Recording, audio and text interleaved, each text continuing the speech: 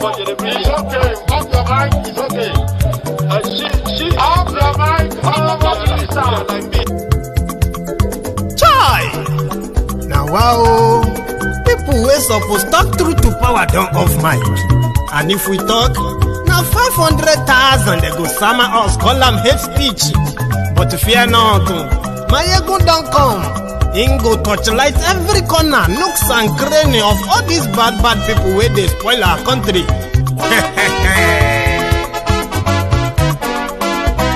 So my people make we laugh, yo.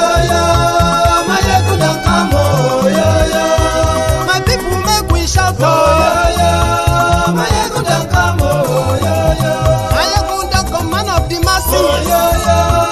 My ego don't come, yo. Politico, this one not the off in mind. And in the touchlight every corner. Okay, some people be they holla say they want the power. Them be promise us say we go get light and power. Them hustle sote they can't get the power. But now they know they do anything with the power. Every day, dollar just they get the higher power over naira. See them talk say make we off mind. But thank God say my ego don't come. So my people make you ladder, yo. My ego don't come, yo. My people make we shout, yo. My ego don't come, yo. My ego don't come, man of the masses, yo. My ego don't come, yo. My ego die politico, yo. My ego don't come, yo. This one not they off in mind, yo. My ego don't come, yo. Person where they do evil, no one make person talk. Them say that my egun, that man too they talk. He too they talk. Say my egun diary, he they hot like pepper. But every day then they take money in bulk. Woman picking, they the street they hawk. Still them talk say make we no talk. But thank God say my egun don't come. So my people make you laugh, yo. My egun don't come, yo. My people make you shout, yo. My egun don't come, yo. Man of the masses, my ego don't come, my ego diary politico, my ego don't come. Let be poor, breathe. Don't suffocate them. We have that responsibility.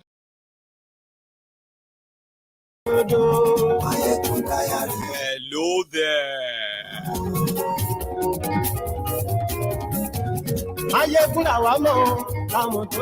Good morning to you, good afternoon to you, and good evening to you from wherever you are watching from. It is Mayegun live. Glory Facebook, glory YouTube, Mayegun Diary,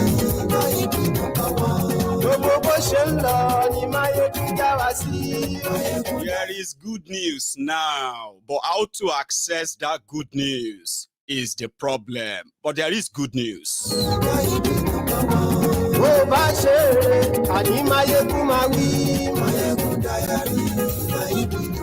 Let be poor, breathe.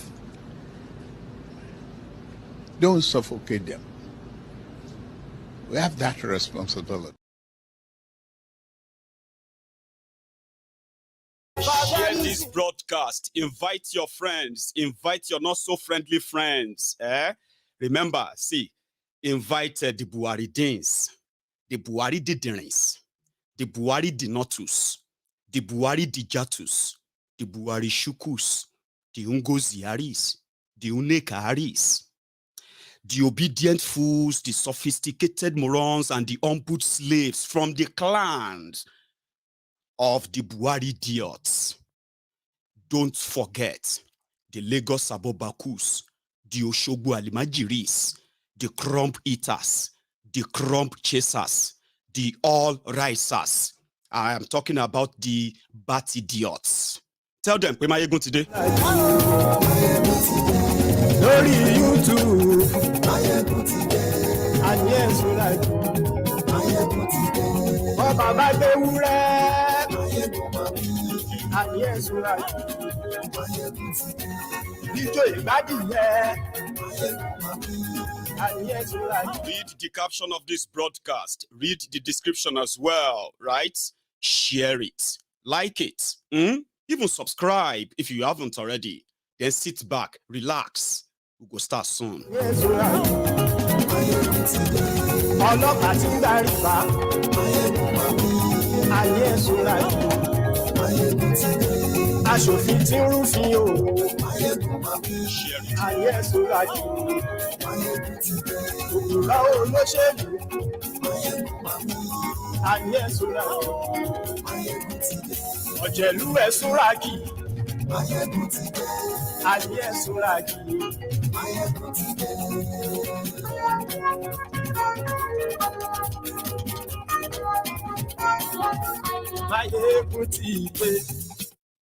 Thank you. So, good morning to you once again. Good afternoon to you and good evening to you from wherever you are watching from. This is Mayegun live. The rider for this broadcast is the enraged Nigerians against Peter Obi. Now, the rage started when Peter Obi tweeted about the insecurity in the northern part and all over Nigeria. So they dragged him. What about the southeast of Nigeria? Have you not heard about the sit-at-home? Have you not seen how they are just killing people as they are just doing this and that? Peter Obi now came out and he said, well, IPOB publicly said they did not order any sit-at-home. And if there are criminals who are enforced, meanwhile, sit-at-home is a protest on the part of the people. But if there are people who are enforcing people who don't want to sit at home, then they should be dealt with or more. Come and see rage. They said that Peter Obi is IPOB apologies, this and that. Look at all the killings going on. The Eastern Nigeria is no longer livable and all the nonsense. But guess what? You are here 2 days ago when we were talking about over 1,000 Nigerians they have killed since this Tinubu came in. Abi, there were no rage. The insecurity in Eastern Nigeria, politically motivated, as it's very much documented, has shown the collaboration of the government of Nigeria, the politicians of the eastern part of Nigeria, behind the restlessness and the insecurity in eastern part of Nigeria. But guess what? The eastern part of Nigeria is still considered, by report and fact, the second safest place in Nigeria based on data of how people died or kidnapped in the last 2 months, pre and post Tinubu. But the impression is that, the Eastern Nigeria right now, everywhere now sit at home, they are just killing, they are this and that. And the rage is not on the government of Nigeria that has failed to protect the lives and properties of supposed Nigerians. Not them. It is against a politician who contested for the position of president. Their rage was on him, and they started picking his words. However, ladies and gentlemen, before we go into all of the tidbits and all of that, let's kind of take a look at data. Nigeria is a killing field for different kinds of terrorists. And from the available data, they are all over Nigeria right now. Nigerians are dying violently in the hands of different criminals. But the people who are, the region that is facing this bloody, massacre, have somehow been, I wouldn't say forgotten, but the killing in, okay, I'll show you something. Here, is what their data actually shown. Sometimes I think in March or so. March, check out. Give me a sec. So across Nigeria, this was April. Okay. Now, if you take a look at the numbers of those who died violently in this part of on this map, 6 regions you have in Nigeria. Okay. Even southwest Nigeria, that has bled, that are people, 12.1% of the recorded death is from southwest Nigeria. These are the chunk of the Lagos Abobakus, okay, who want to make you believe IPOB is a terrorist organization. Just accept it. Eastern Nigeria is no longer livable. If you go a little bit down, in that death ratio, in April alone, 20% in Northeast, 25% Northwest, 27% North Central, South 6.1%, Southeast 8.2%. You see? Now, if you take a further look, here is for another month. This is Angono. Yeah, this is May. Fatality by region. Here is another data. For whatever they must have made you believe about the eastern part of Nigeria, or what you have believed yourself, well, here is data. The data says that in May, those who got killed by terrorists or violently in Nigeria, by death sharing, Southeast Nigeria is the least place where people actually died because of violent crimes and all of that. Yeah? Take a look at Southwest, then South-South, then go up North, Northwest, Northeast, North Central. North Central is the middle belt part of Nigeria that has bled more since Tinubu came on board. Now, I think I have another one that actually has numbers, okay? Take a look at this one. Just a moment, too. Right. So, by number, in March this year, over 72 people were kidnapped in southwest Nigeria. 9 people died in the hands of those kidnappers. In South-South, 44 people were kidnapped. 32 died in the process. In the southeast of Nigeria, 38 people were kidnapped or got caught up in any violent attacks. 4 people died, right? Now, if you go to Northwest, okay, in their own, those who got abducted and those who died, see the numbers, see the margin. Guess those who came from Northwest. You'll be hearing the names like Kwakwanso, the names like Atiku. But I don't think people are enraged that much, yeah? Or whether they see anything or they don't see anything at all. Northeast, see the number. The casualty from Northwest. No, I know. I'm just saying that look at the statistics, look at the numbers of how least or how much, how safe or how unsafe Nigeria has been by regions using numbers. Anyway, we have that. And going forward, they said Peter Obi, or should I say IPOB, all right, is more kind of violent than those who are kind of picking their dead bodies on the, you know what I mean? But however, the rage is not against the government. So to say, the rage is more against Obi that they said is shielding IPOB. Here is something. This one is a paper cut or newspaper, cut. You get? One sec. There was a time that, Tinubu was talking about the activities of the IPOB. And he said, in all honesty, they shouldn't be blamed. If everybody should look into the marginalization or whatever that led to what is going on in the eastern part of Nigeria. They were not violent, by the way.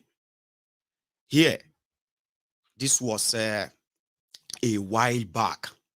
I'm talking about those who have actually managed, to be honest, with what is going on in Eastern Nigeria, and those who knows the political hands behind all of this too, right? Now, there was no rage. Don't condemn IPOB. Well, here is a statement. I'm just going back a bit now, just for the record, before we go fully into tonight. In December, was it December or January? I think it was in January this year when Peter Obi came to Chatham House, and he was asked to condemn the activities of the IPOB. On record, I'll play you this.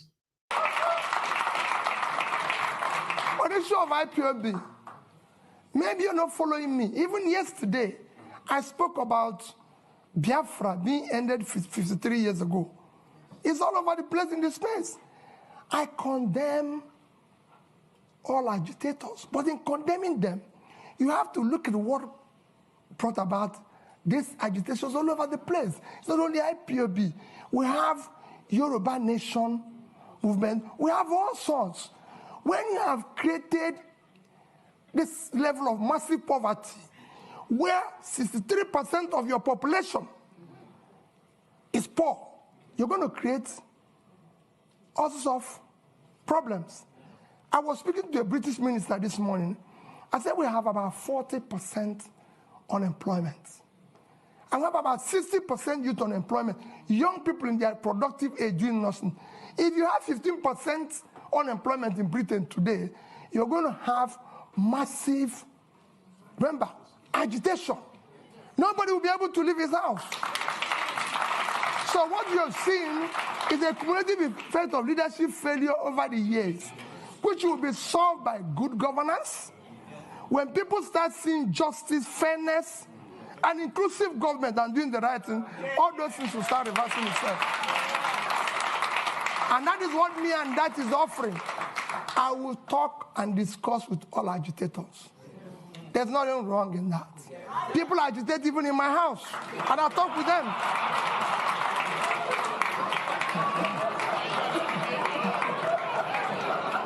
So I'll deal with everybody. I'll show you of that. Don't worry about that. On issue.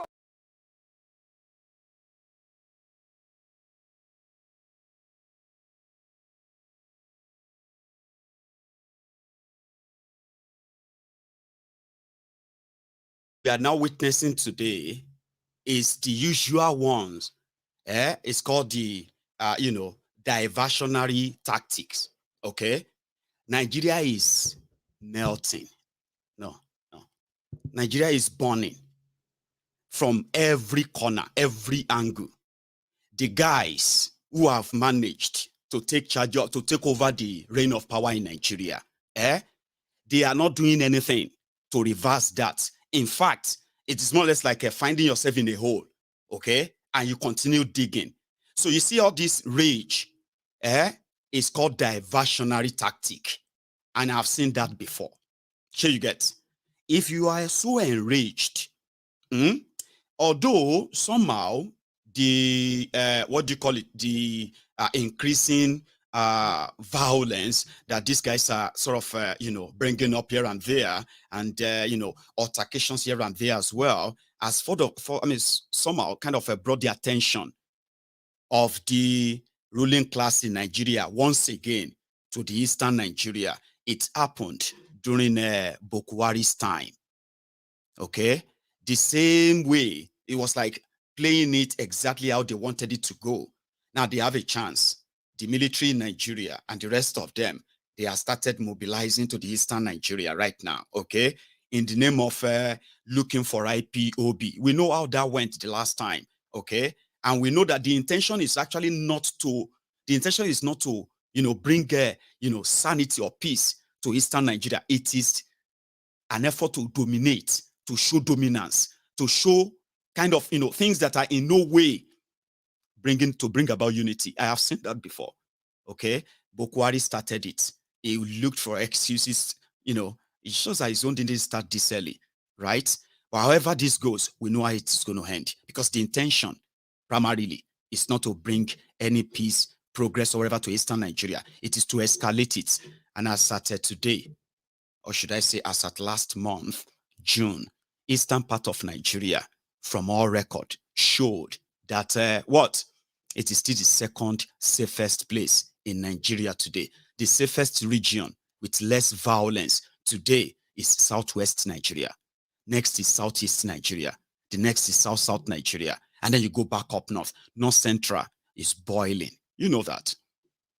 But the rage is focused there, and the military, as usual, of course, they will resume their catch and release, catch and grab, and the rest that they've been doing under the cover of they were looking for IPOB. But remember, during their campaign, Tinubu said he would negotiate with all of the agitators too. He did say that. He said he will listen to them, listen to everybody, but we know he's never going to do that. All right. I mean, the traits and everything is shown so far. Number one has shown that he's not interested in Eastern Nigeria. Those politicians and the rest of them who have elections, see, in Eastern part of Nigeria right now, especially in Owerri, Imo State, they have elections sometimes in November or so, which is going to increase the tension, and they will increase the tension of their different political attacks, and they're going to drop it on the doorstep of IPOB. Unfortunately, those who are kind of nudging them on, who couldn't kind of put a restraint and read the room. Sure you get. So Tinubu is not interested in Eastern Nigeria. If there is anything they are interested in, is to escalate it and further destroy the economy of Eastern Nigeria. It seems working. It worked for Bukwari. It is. They are setting the stage for Tinubu as well. But if you have any rage, let us be sincere, okay? The only time I believe, okay, you can be so angry with Peter Obi, is when he is your president, when he becomes your president, and then he is unable to provide security for the people of Northeast, Northwest, Southwest, Southeast, South where, South there, wherever. If he's unable to provide, then you hold him responsible. But we have seen this before. For 8 solid years, they blamed everybody for the failure of insecurity in Nigeria, except Bukwari. When Bukwari was about to leave, they started blaming him. We have seen that before.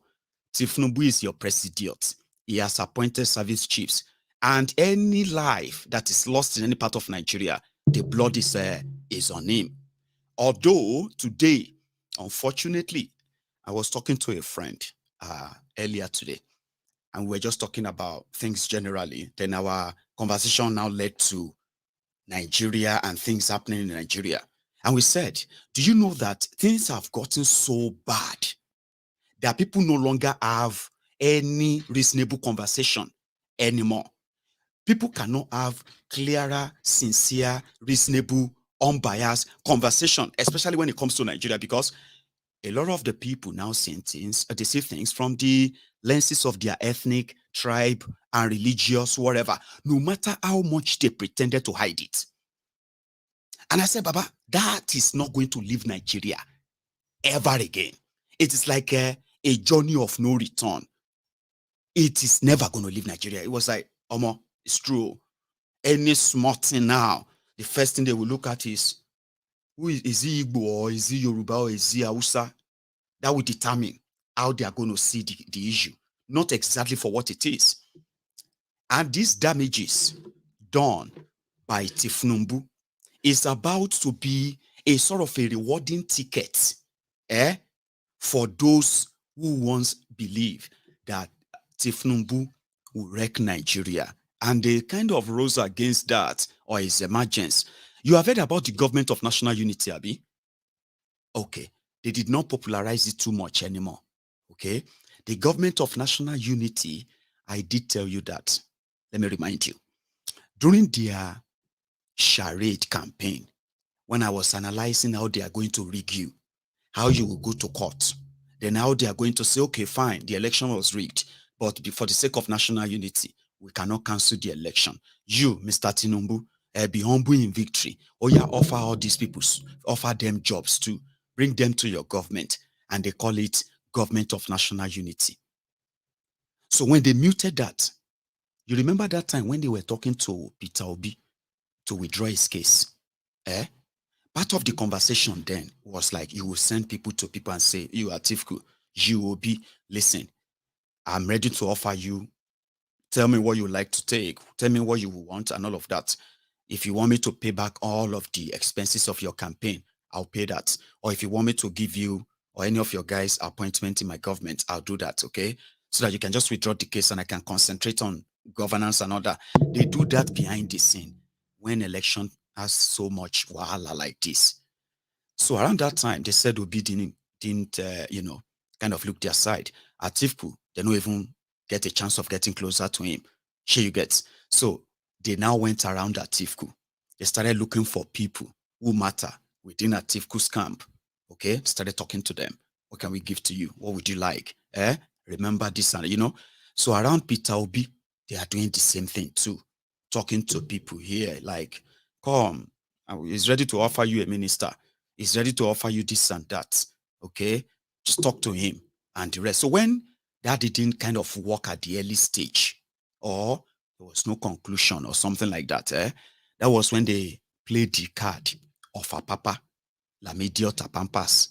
So when they played the card of a pampas, and that one seems not to also fly, it doesn't matter anymore, So they are back to the normal route, walk around the candidates. There are already rumors. Atiku came out a few days ago and he said, Tinubu is offering people around him ministerial appointments, that they should leave Atiku and come to him. Here you get. Some have accepted, and you hear their name in Tinubu's ministerial list. Around Peter Obi, there is already ripe rumor. So they also raised an alarm a few days ago that Tinubu is offering people around them ministerial appointment, board appointment, and all those things. And they want them to say yes before Tinubu will submit the name. So from yesterday, we have heard that from Peter Obi's camp, somebody, okay, Marco could tell you, say, na rumor. They said that somebody inside Peter Obi's camp, in fact, 2 people inside Peter Obi's camp have accepted to be ministers on that Tinubu. See, you don't have to take this for what it is, okay? It's just, until the names start coming out, Abi. So Patu Tommy has been fingered. Remember the last time they said Tinubu gave Patu Tommy money? He had to come out publicly to debunk that. There was no evidence, there was nothing. It was a rumor, and it sort of ended up as a rumor, Abi. That rumor is back now. This time around, they are mentioning Donyi Okupe, Patu Tommy. You see these two, except they publicly come out to say, you know what I mean, like, I don't want. The impression is that they have accepted. And you shouldn't be surprised if their names are mentioned as part of names they will forward to the Senate and all that. But remember what I said from the beginning. It is a rumor. And in politics, sometimes it could be, as it is a rumor, it could be an avenue, an opportunity for them to say, see the reactions of people here and there and say, no, I don't want to. Here you get. But talking about that, there is this press conference from the Labour Party themselves around this. And they are so confident that the court is going to remove Tinubu. They are so confident. They said, well, it might have not happened before in Nigeria, but it's going to be removed by the court. So whatever offer is given to them, all this olive and all of that is passing on to them. Carrot and all they don't want. From their own press conference. Please, let's watch this. Nigeria. This aspiration and conviction was further reinforced by his choice of Dr. Yusuf Gati Baba Ahmed, an astute educator, businessman, former legislator, and a brand new breed politician on the 8th of July 2022 as his vice presidential candidate to very loud. However, in the dramatic sequence of events, our country's entry into the political race has resulted in an explosion of excitement across the vastness of Nigeria. in the diaspora and indeed the global community. This has been lovingly and organically expressed in its overwhelming acceptance by the people of Nigeria through the robust and endearing presentation of its record, personality, vision, policies, and promise. There is no doubt that this ascendancy of our presidential ticket to prime position in the hearts and minds of Nigerian people has been fueled by the patriotism, vibrancy, creativity, and shining example in discipline, character, and decency of the obedient movement. It has today rapidly evolved into the biggest voluntary political movement in the history of Nigeria ever. Distinguished ladies and gentlemen, in just about 4 months only, this organic and massive structured movement, consisting of Nigerians from all walks of life, from varying backgrounds and circumstances of life, from the young and not so young, from professions, vocations, and occupations of all variations, and from every region, nook and corner of the country, has set a record in political mobilization, in organization, loyalty, not experienced in recent history of Nigeria. Unknown to many, a significant number of the youth and drivers of this movement are active members and supporters of other political parties, such as APC, PDP, and others, who do not ignore the apparent superiority in leadership quality, personal disposition, national appeal, private and public service record, and the clear-cut expression of vision and governance solutions which Peter Obi and Subsidy Removal have come to represent for all true lovers of progress and national pride. So it is significant to observe and also to underline that the obedient movement has today risen above religion, risen above ethnicity, risen above political affiliation, and all such narrow sentiments to become a truly national movement of Nigerians. Prepared. As for the APC, their presidential candidacy is fundamentally flawed. Hear me? It is fundamentally flawed. Through the adoption of a skewed and insensitive Muslim ticket. In tennis, this is called unforced error. Despite all objections across religious lines in a highly religiously sensitive country like Nigeria, at a time when all reason calls for majority, fairness, equity, justice, and balance for the good of the country failed. When we stand against the Muslim ticket, we are not introducing religion into politics. We are trying to take religion out of politics. I deserve the clap.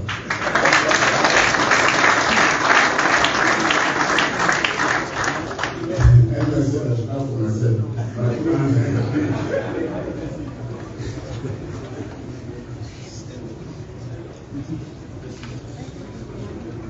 And it is important that the ultimate and potential possibility of a major political solution and division, which are the natural accompanying negative tendencies that follows institutionalized insensitivity and tolerance by this singular act.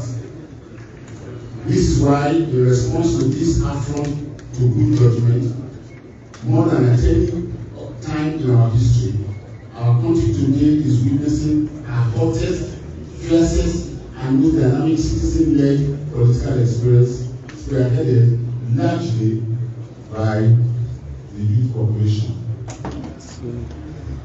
This dynamism is worth reflecting upon because it is not only novel in our history, but also lies at the crux of our country's direction and ultimate destination in the nearest future. Today, as we commence the campaign of the 2023 round of elections, the registered voter population figure has tripled since 2019, and over 60% of the nearly 100 million registered voters today consists of the youthful population. Yes, sir.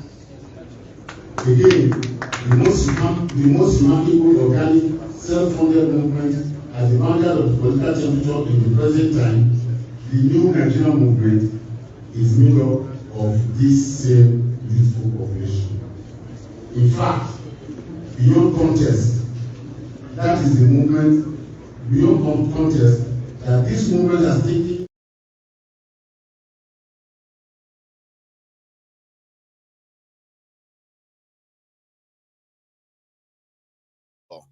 Let me put it on note and I'll show you the other parts. So at that conference, they were calling for the sack and the arrest of Muhammadu Yakubu, the INEC chairman, right? And at the same time, they are telling their supporters not to waver, that you see this rumor about election rerun and all of that, it's not coming from them, okay? Because the real people pushing the rumor for a rerun, or kind of pushing for a rerun, mostly is the Atiku's people. Because when the issue of this, their 25% in Abuja, FCT or not, comes up for conversation or whatever, for arguments, it's always like a defeatist one for the likes of Atiku, right? So they were telling their members that it is, what do you call it? It is a clear declaration of Obi or nothing else. You know what I mean? Like, there's no point in hoping on a rerun election that you already won, right? Anyway, I'll show you more of that soon. Now, that takes me back to this. When people were asking Obi himself, sometimes in that Chatham House, like, Nigeria is so messed up, right? The rogues have already taken, it's like the lunatics have already taken over the asylum, okay? The looting has begun, by the way, and that's actually the chunk part of this conversation tonight. But again, how is it going to kind of operate within this shack, even if a court declare him winner, like they did when he was declared the winner in Anambra by the court, right?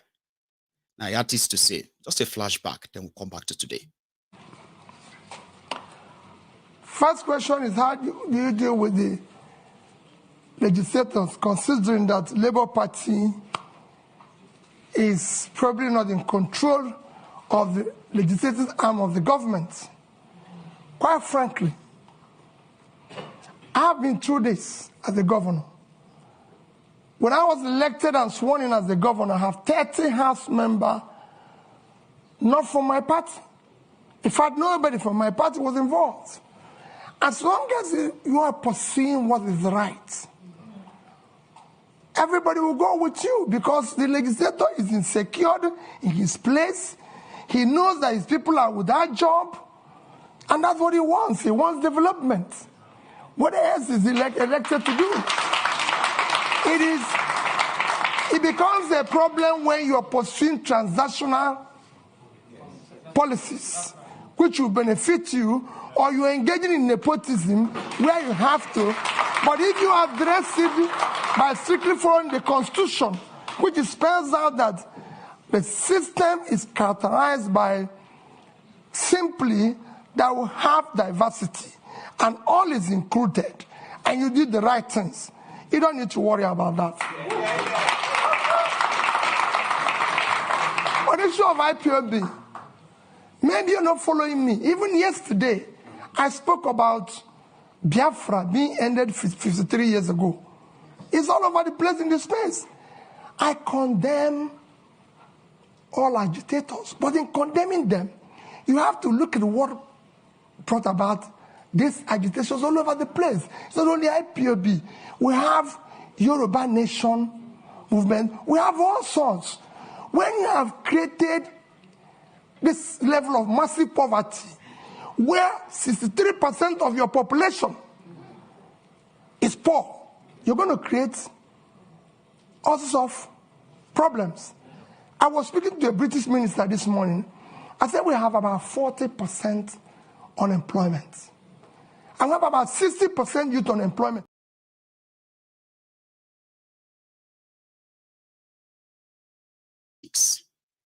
Tinubu is your Presidiot. And the first announcement, just 5 minutes after he was sworn in, was to remove a subsidy with no further explanation.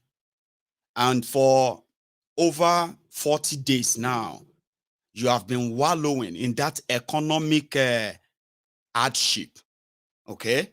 No explanation. Even within that 41 or 40 days, these guys have already increased their own salaries by 114%. That was when the bribery started, but they were not done. Now, 40 days after, Tinubu has written the same National Assembly, asking them that the suffering of Nigerians that he promised to assuage, the suffering has gotten so bad. And to cushion the effects, he would need 500 billion naira to cushion the effect of that hardship. Now, that arrangement means, according to them, you remember when they said something about student loan? And I came here to tell you that, na lie, na scam. When they eventually launch it, it's going to be like your N power and all of that. You know what I mean? Just job for the boys and billions for the crooks. You will never see it. But there will be a lasting destruction to your education system in Nigeria. They will leave. I haven't finished saying that. When the schools that knows how hard things are in Nigeria right now started increasing their school fees, including those ones that you only pay maintenance fees, you're not going to be paying school fees. 200% increase in this Nigeria because of student loan, right? So Tinubu wrote the National Assembly. It would need 500 billion. And they want to share that 500 billion naira to 12 million families. Okay? Sounds good, yeah? Bokwari, on the eve of handing over to Tinubu, requested, should I say, borrowed $800 million. And he said he was going to share that money to the poorest Nigerians. But he couldn't do it before he left. So Tinubu wrote to the National Assembly and said, I'm going to need 500 billion. Remember, the subsidy we are not paying is about 4 trillion naira. And according to them, remember, they already saved over 400 billion first month that Tinubu removed subsidy. So why would he need another 500 billion when he already saved 400? Does that mean that he need 900 billion? I don't know. It's a scam. You see that $800 million World Bank loan? 500 billion naira from it means about, well, they said the entire money is actually 819 billion naira. So taking 500 billion from that money in the name of sharing 88,000 naira to the poorest families in Nigeria. A lot of you remember that Bokwari actually opened a shop for his former girlfriend, Shadia, and they called the office the Ministry of Humanitarian Affairs, Humanitarian and whatever. That was the office that was sharing 500 billion a year to poorest Nigerians that nobody knows. You know what I mean? 500 billion naira. There is no portal. There is no means of identification or registration that is open. It is just the number selected photo up here and there, and the money is gone. But this time around, Tinubu said they want to give it to 12 million households. It's more or less like saying if the household is 6, Papa, Mama, Peking, according to them, that's going to be about 6 members of household. 72 million Nigerians will collect 8,000 naira. Not each. 6 people will collect 8,000 naira in a house every month for the next 6 months. When we started doing the math, ladies and gentlemen, we realize that if that should be the case, Tinubu will be requesting for 500 billion naira almost every 2 months to pay these 12 million families across Nigeria. They said you will collect this money for 6 months. Your household will collect 8,000 naira, which is in today's black market, $10. So they will give a family of 6, a family of 4, or a household of, household of 6. They will give them $10 every month for 6 months. So the fraud here is this. Is asking them to amend the 2023 Appropriation Act, which is your budget for 2023. Now, in that budget, Bokwari said it was going to, the budget was about 22 or 23 trillion naira. The original budget was about 17 trillion. When they said they had to put subsidy in it, they added subsidy and it came to 23 trillion. But by the time Bokwari was leaving, Tinubu told the entire Nigeria publicly that there was no provision for subsidy. Subsidy was gone. You know what I mean? When in fact, their 2023 budget says they will spend 4-point-something trillion on subsidy. So if it's going to be a good math from, 4 trillion that is no longer paying to faceless people, and they are saving that, then they're going to give you, 8,000 naira, which is more or less like from the 500 billion. So they're going to need about 1.5 trillion to at least pay you 8,000 naira for 6 months. Or you are just going to be like, you're just going to hear about it. You are never going to touch it because there would never, it won't be for you. It will be what they usually do. Let me tell you, is this. Once the money is now ready, okay, what they will do is they will now call all of the APC members all over Nigeria. Are you listening? They will now tell all of them to go and put down their names. Anybody they feel like should benefit in their community and all that. So APC members. So they will write their names. All right. And then they will give them conditions. So you see that 8,000 naira at the end of the day, those poor people that will get the money from their APC party secretariat across Nigeria. Those are the Nigerians that will get the money, by the way. All right. APC. Now, at the end of the day, they may not get more than 2,000 naira from that 8,000 naira you heard. You have heard about 8,000 naira, B. By the time that money gets to the hand of those poor people, it will probably be 2,000 naira. And from that 500 billion naira, if they share 50 billion from that money, make a break. Are you listening to me? If they share 50 billion, 10% of that money to poor people for real in Nigeria, ma bend. So we know the drill. You know what I mean? For almost 6 years, Bokwari was giving his girlfriend, Shadia, 500 billion. One ministry in Nigeria, humanitarian ministry that is only sharing money. They have more budgets than education in Nigeria. Ministry of Humanitarian, their budget is more than that of education. It's more than that of healthcare. I'm not joking. It's like an open shop business. Tinubu don't discover them. The next thing now, they may just bring the Ministry of Humanitarian, they will bring it under Remi Werepe as a mother. So she will be able to oversee it. She's already started Renewed Hope initiative of First Lady. She will need money. And that's how this scam will start. Transactional government, transactional politics. Remember the list of those who are there, who are supposed to ask how this is actually going to work for them to explain. They would rather, let me see if I still have that clip. Hang on. I think it's this one. Or maybe it's another one anyway. Okay.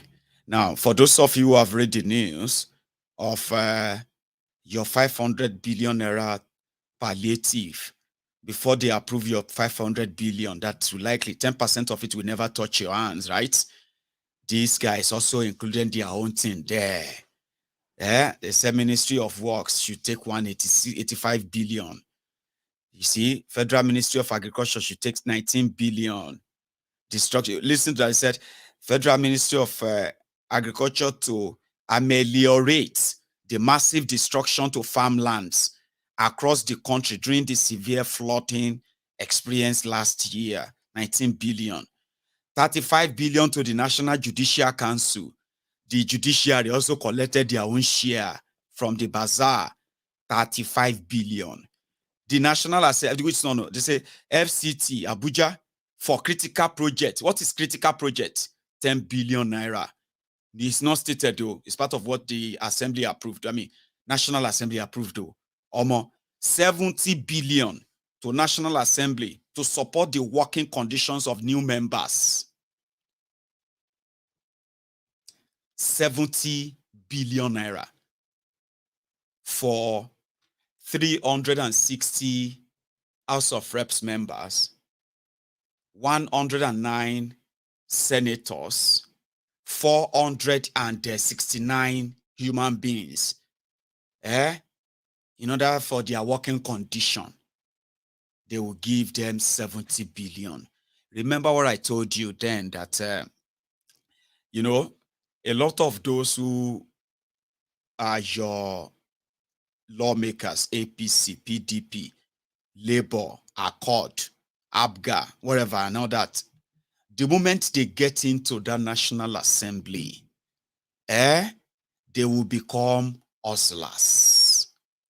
Hustlers in the sense that you will first fight for juicy positions, committee, so that you can be there when everybody is bringing their budget. You know, they call it budget defense. And if the executive needs something, they have to think about you too as lawmakers. You are not going to just approve. They have to, and as they normally do, when this whole thing started, I told you, they said they need to give the new lawmakers, each of them, at least 50 million naira to go and look for where to live, which house, so that when you get the house and all of that, you are settled down. Sure you get. Then we need to talk about how much you'll be collecting to furnish the house, to, you know, and other stuff. So that's 70 billion. Now for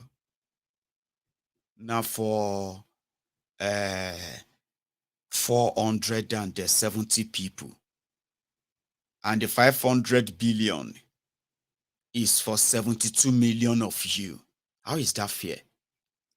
You see, normally, when you know that you want to have a palliative for people, the way you would do it is that you let them go and access it themselves. Those who need, you know, go to your local government and register, or job center and register. Go to so and register. Take them there and register them, and then you know, if they have to open bank accounts for them or anything, you know what I mean. Like you can even use this. It's government money, 500 billion. 500 billion for 12 million households. So if you open 12 million bank account for them, that is your data on this 12 million. If the money is really for them, the 500 billion will be in an account, and all of these 12 million accounts, they will be linked to this bigger account where the money goes to. You know what I mean? So everybody that is kind of attached to it, you know where every penny goes to. But in Nigeria, you know, that's not how it works. 10% of the money will not touch the hand of those who need them. You know that. But you see, just less than 500 people will take 70 billion. That's not their salary or anything. No, this is just to help them settle down. 470 people to settle down. So many of them are already members of National Assembly.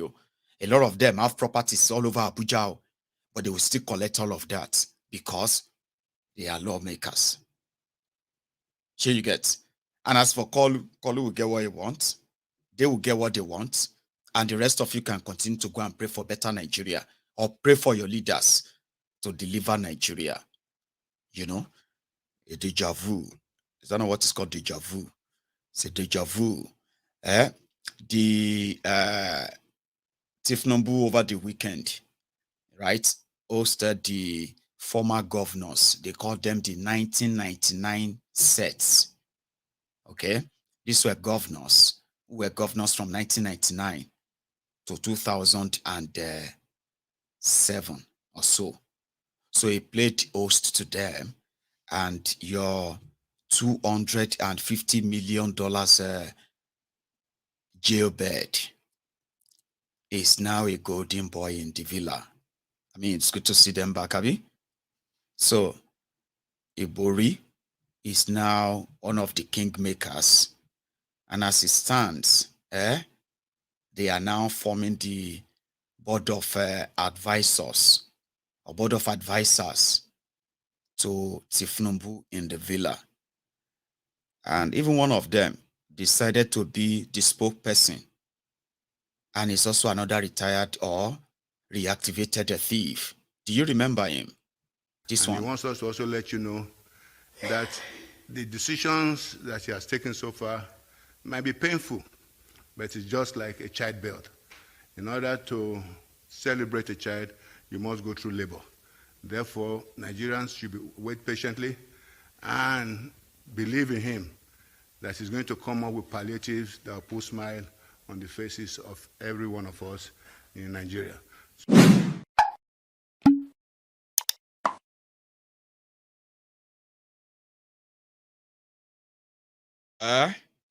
That's the former governor of Edo State, Lucky Igbinedion. And this one too, remember? I had a very wonderful time with the president. You seem very alert and very clear in the direction he wants to take the country. But he can't do it alone. He needs all of us. Whosoever is on this saddle is Nigeria on the saddle, and we must stand by him. We must give our best. And I want to tell you that people like me, others like Governor Wiki and Governor Makinde and other wonderful Nigerians, we have made up our mind that it is better to stand with a man of vision and to stand with Asiwaju Ahmed Bola Tinubu for the betterment of our country. That is why I'm here. Let me start with the first one. The last one. Let me say again unequivocally, I've said it in several fora, I will never be a member of the APC. I am a PDP man. If anything takes me out of a PDP, or if I don't do partisan politics again, I will be the husband of my wife at home. It is not a matter of party. Nigeria is bigger than all political parties and all interest groups. I want to tell you again, you don't have to take an appointment to make a difference. Nigeria is about 200 million population. We all can be in appointment. Whosoever makes it, either in the APC or in an attempt to have a government of national unity, it's all about service. May I say to you expressly, I am not a desperate person at all. But I don't shy away, and I will never shy away to give direction wherever I am. I am with this government without apologies. Majority in the past can tell you, even when I was a sitting governor in Ekiti, I've always spoken well of Asiwaju Ahmed Bola Tinubu. I never knew today would come. And may I say to you, the agenda that I joined in the G5 to pursue is to have a Southern president. Today, a Southern president has emerged, and we're all with him. Lastly, I don't know if I have answered the three questions. Thank you. Well, I want to say to you that Nigerians know me very well when President Buhari was to come. From day one, I made it very clear that the president will not do well. I did not hide. I was open to it, and I say it repeatedly. May I say to you, sir, ladies and gentlemen of the press, let me tell you, if Asiwaju turns back on his promise, all he said when he was campaigning, I will be the first to talk. I am not timid, and I don't shy away from facing challenges. But the man I have seen today, I don't eulogize and I don't praise to curry favor. I am no more a small boy. Let me tell you, the man I saw today, and for the actions we have seen, means well for Nigeria. But if there's any reason to derail, it will not be deliberate. And we will all be able to draw his attention to his brief as the President and Commander-in-Chief of our country. Let us be optimistic, let us be hopeful, and let us believe that there will be a turnaround. We are already in the opposition, sir. Sorry? I'm doing more than opposition. If the government in power is not doing the right thing, we'll be courageous enough to tell the government in power. That was why I told you, when Buhari was president in this country, I didn't shy away from telling him the truth and the government. And may I say to you, I said it here, that if the president, Ahmed Bola Tinubu, is shying away from his brief, Ayofayoshi Ushuku will be courageous enough to tell him. You see, I'm 63, I'm not a small boy anymore.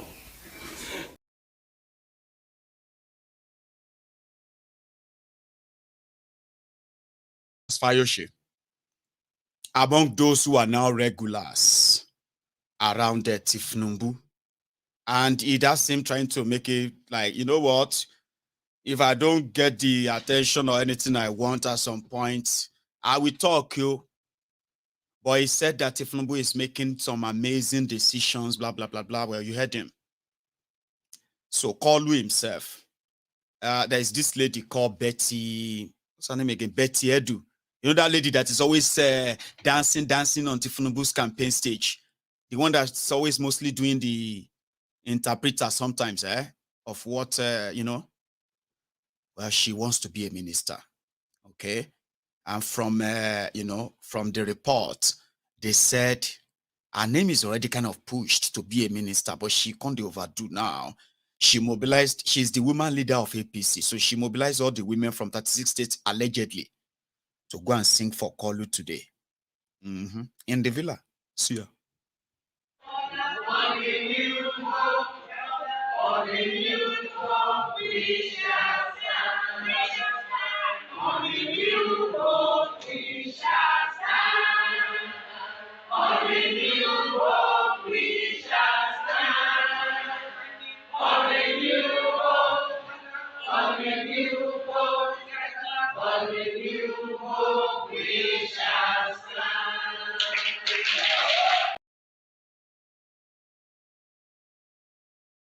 And then Kalu met with them, okay?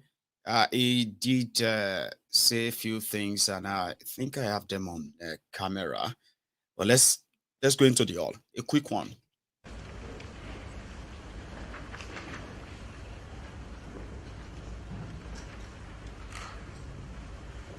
The national anthem, please.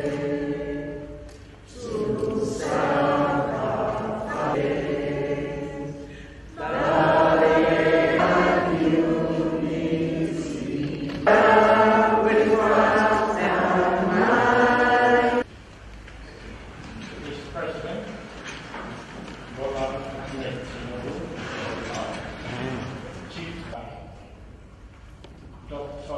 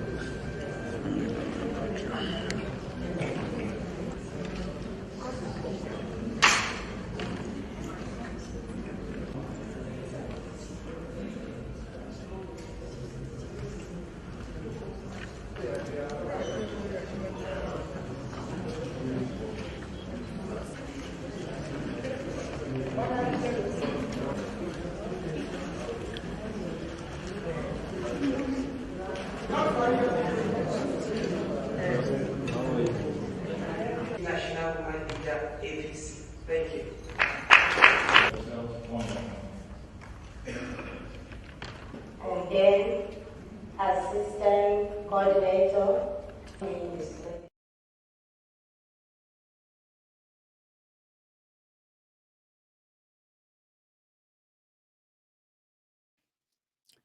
To push the, the ministerial candidacy of Betty Edu. Better, I'll be better Edu, I'll be Betty, better Edu, I don't know. Meanwhile, she's already going to be a minister. Another person that is also probably, from what I heard, doesn't have to push anything is what's her name again? Oh, Abike Dagboru. Like Abike Dagboru is also going to be a minister. Betty is going to be a minister, but you just can't take any chance. So she took people there. Yeah, it's Kolu talking to them in the Balabulu language. Listen, when I put this on, right? Don't go start listening like you want to hear something reasonable. Just listen to an old man, all right? Who is just trying to be to sound sensible, even though soft. I mean, just listen. The question of security is paramount in my mind. We're back to discuss that over and over again, because women are the highest victim of insecurity anywhere in the world, particularly in Nigeria. We have to pay attention to that.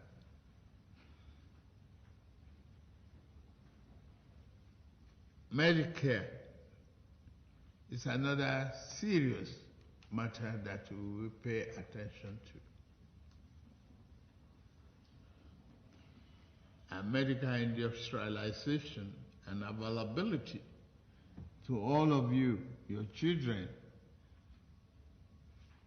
and your relations is extremely important at this period of our nation development. I can assure you that I've maintained an open door policy. I will continue to do that, and will be with you anytime you call on me.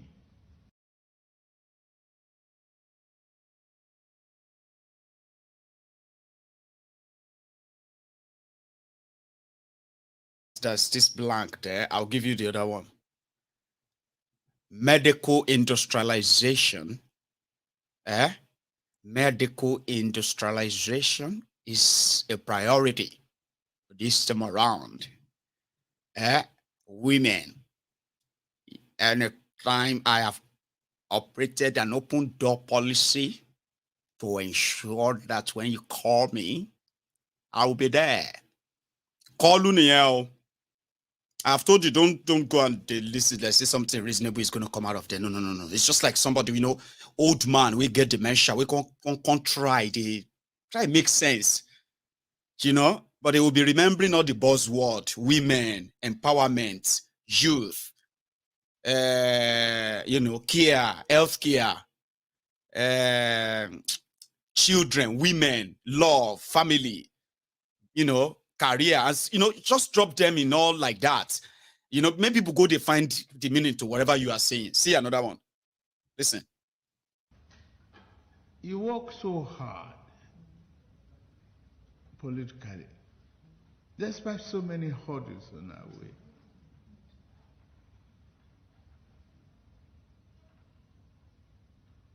You overcame many problems.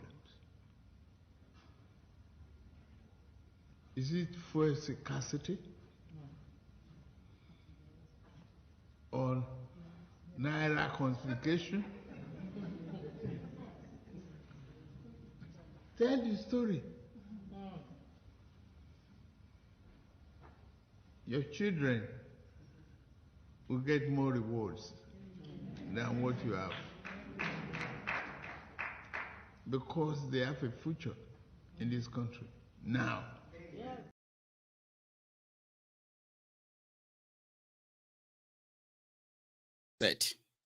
One day you are going to listen to me. And when I say listen to me, right, you are going to have that, that mind, that whenever I tell you what to expect, whenever I want to play Kolu's video, right?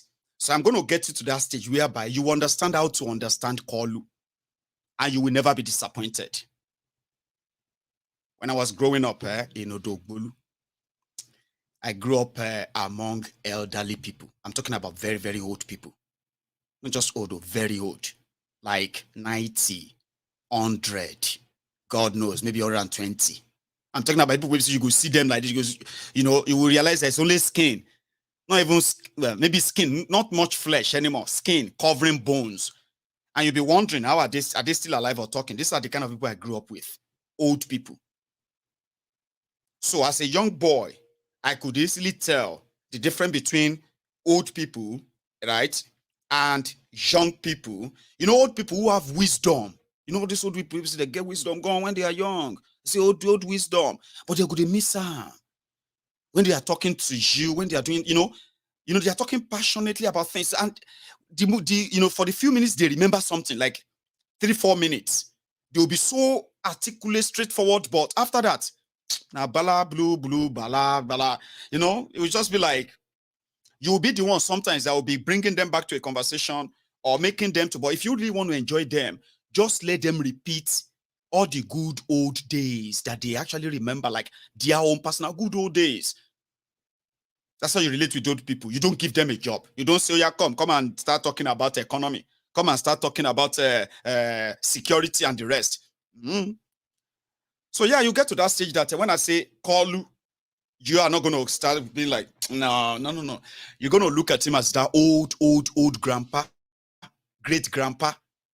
That, apart from politics and all that, you'll be like, this lovely old grandpa that you cannot be angry with. That kind of one that you just be like, why am I going to be angry with this one?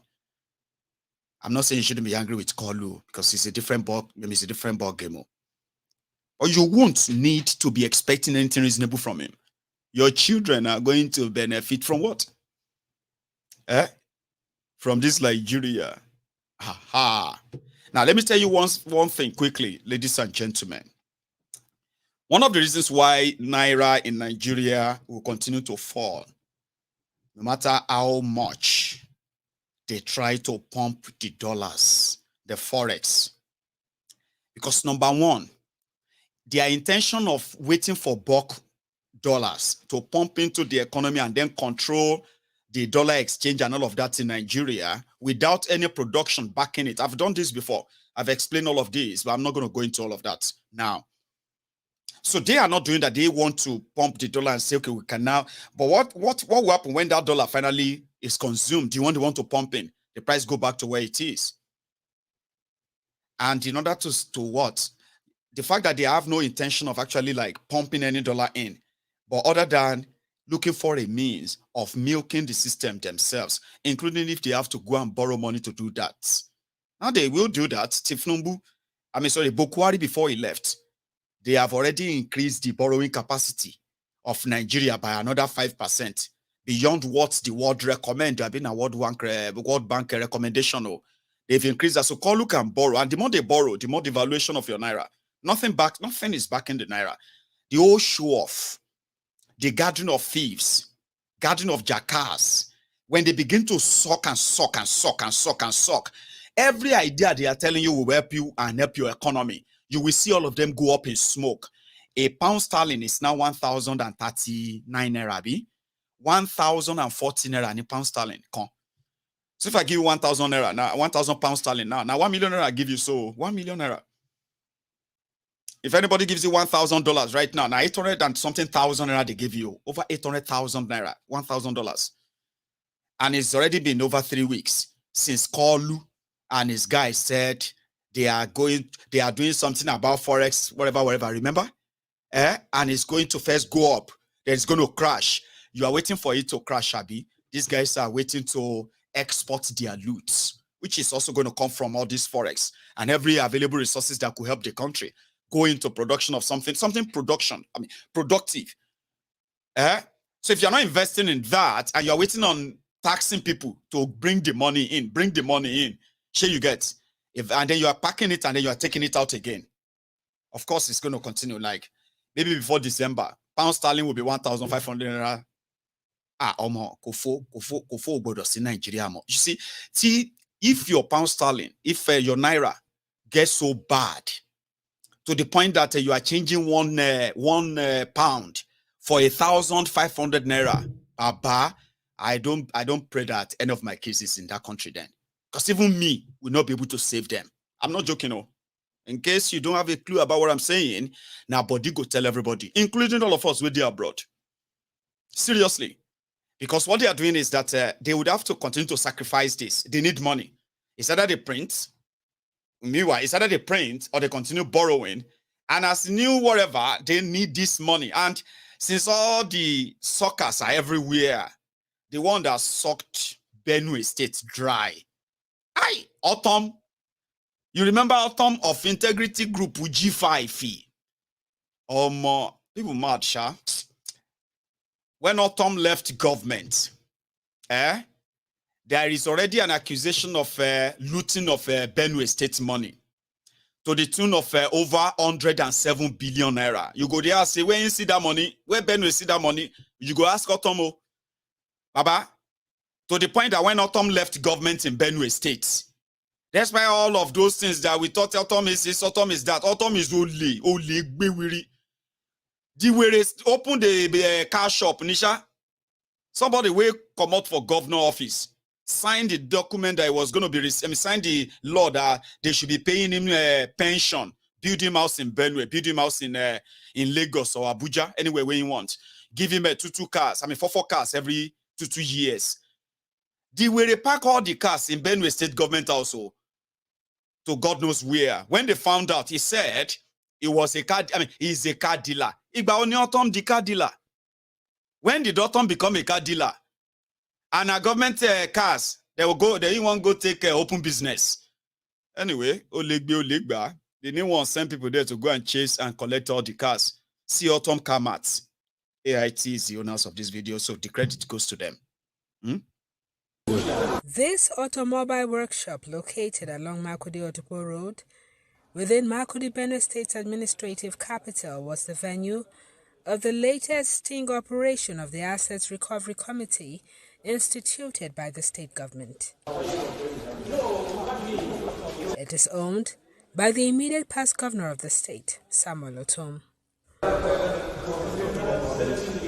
About 30 vehicles, which the committee claimed belonged to the state government, were then forcefully opened and towed away from the premises.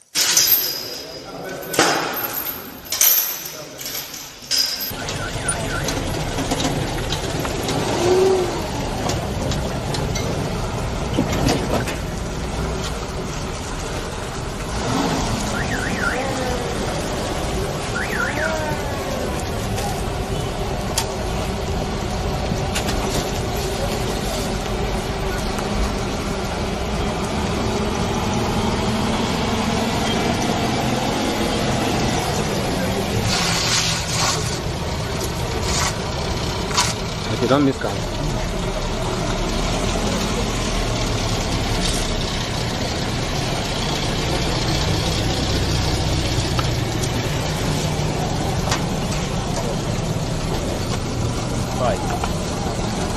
Pass, no pass.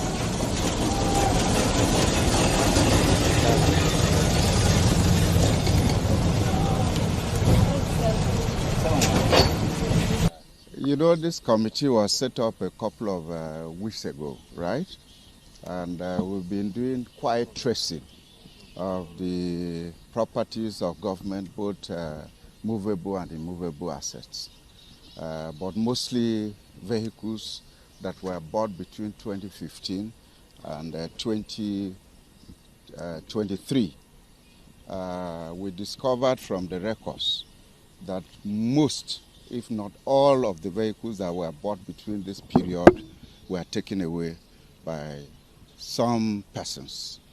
And based on some of the reports, some of the security reports we have got, and some of the surveillance that have been carried out in a couple of places, we discovered that some of the vehicles are kept in certain places.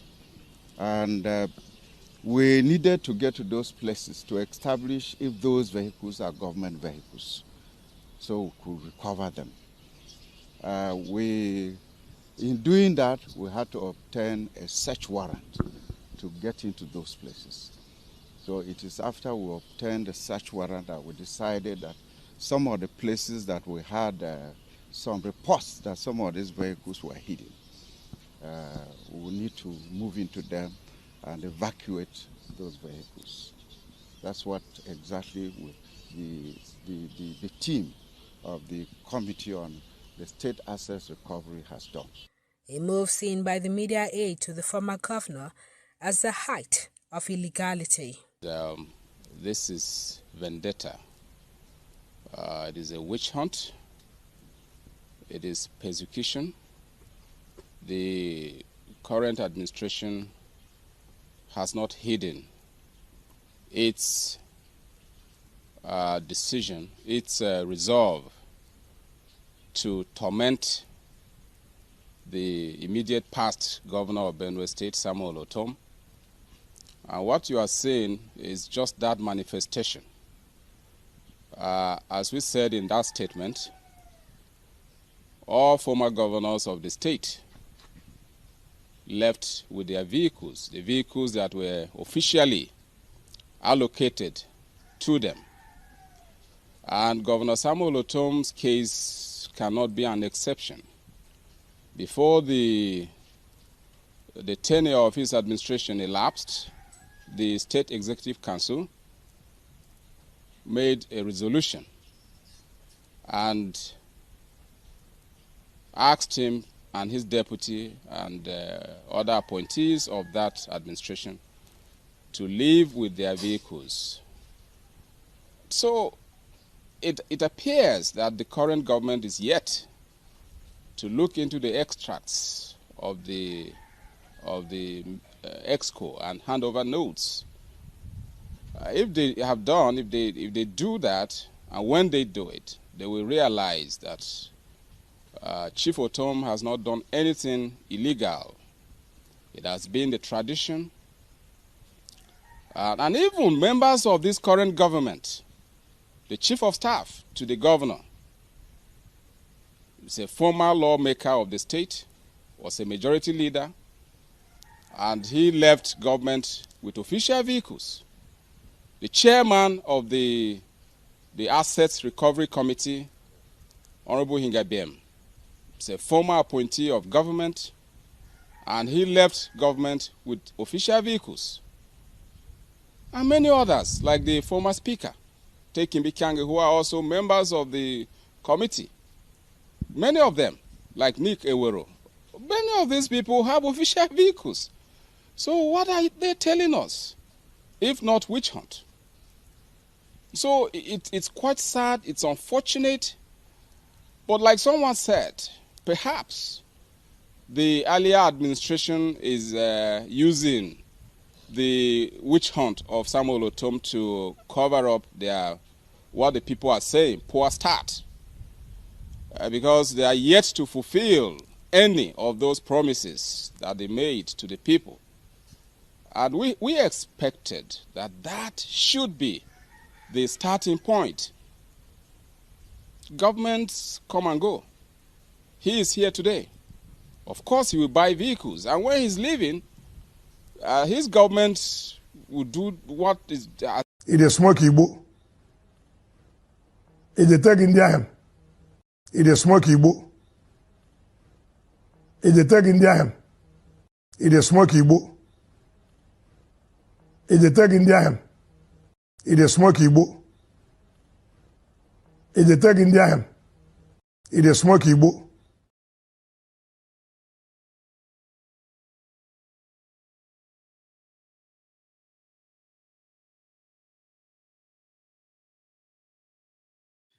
There is lapses there, or there are lapses rather. It is smoke Igbo, it is smoke India Pabi in the name of did you see how he started gaslighting the new thieves who are coming for the old thieves to take what they have stolen? Do you see that confidence?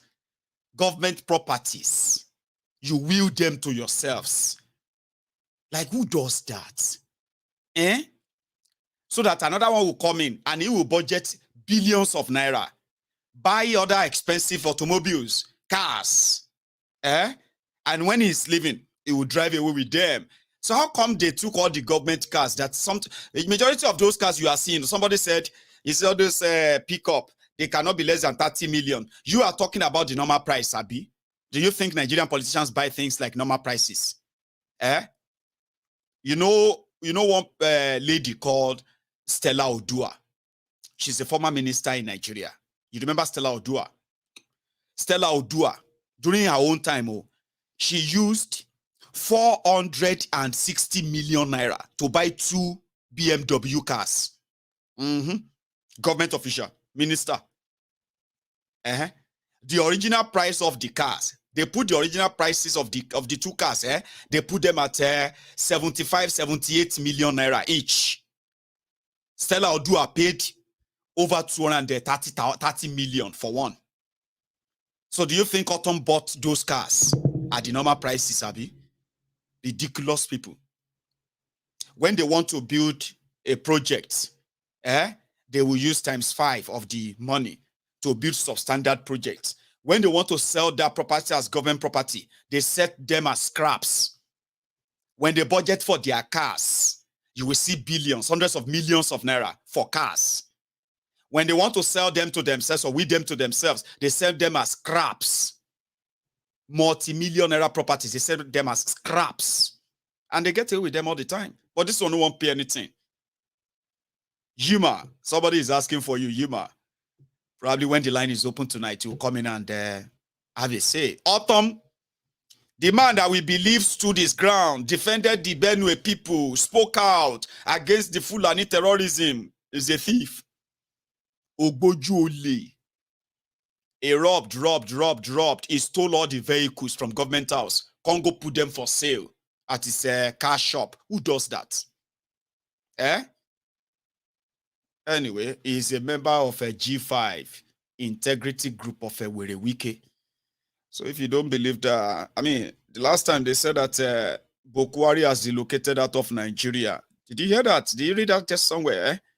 Yeah, he came to the UK and he stayed here for a while. But to prove to everybody that no, instead of Daurao, they were took a nice stroll. You want to see? Take a look. Wallahi tallahi gashi ga nan jo General Muhammadu Buhari yau ga mu ga Buhari. Ai ko dai Allah ne iko. Allah ne iko ranka ya dade. Allah ya kara maka lafiya. Allah ya kara lafiya. Allah ya kara maka lafiya. Allah ya kara lafiya. Allah ya kara maka lafiya baba. Allah ya kara maka lafiya baba. Allah ya kara maka lafiya baba. General Muhammadu Buhari. Allah ne iko. Na zubar da kana da wani gina a can wajen garin kallon Buhari. Na'am, ina zuwa. Mu student ne mu daga Bauchi ne mun zahar technology from Bauchi. Wallahi tallahi gashi ga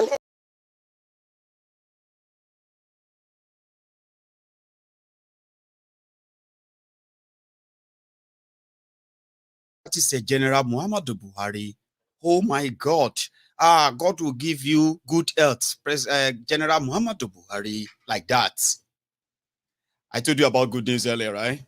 One of the things that has taken effect, or should I say visible effects, of the removal of subsidy in Nigeria, from what we heard, is that a lot of businesses outside Nigeria are collapsing. I'm talking about illegal businesses dealing in illegal or smuggled petrol from Nigeria.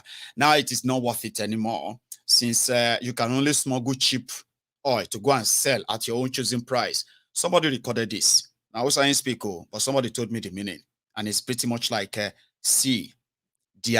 of the removal of subsidy of fuel in Nigeria, this Cameroon depot of illegal dealing on stolen oil from Nigeria, they have gone out of business. Like this. Kungani nan shine Kustiri border town ne da yake cikin Kamaru yake tsakanin Injamena, Najeriya da Kamaru.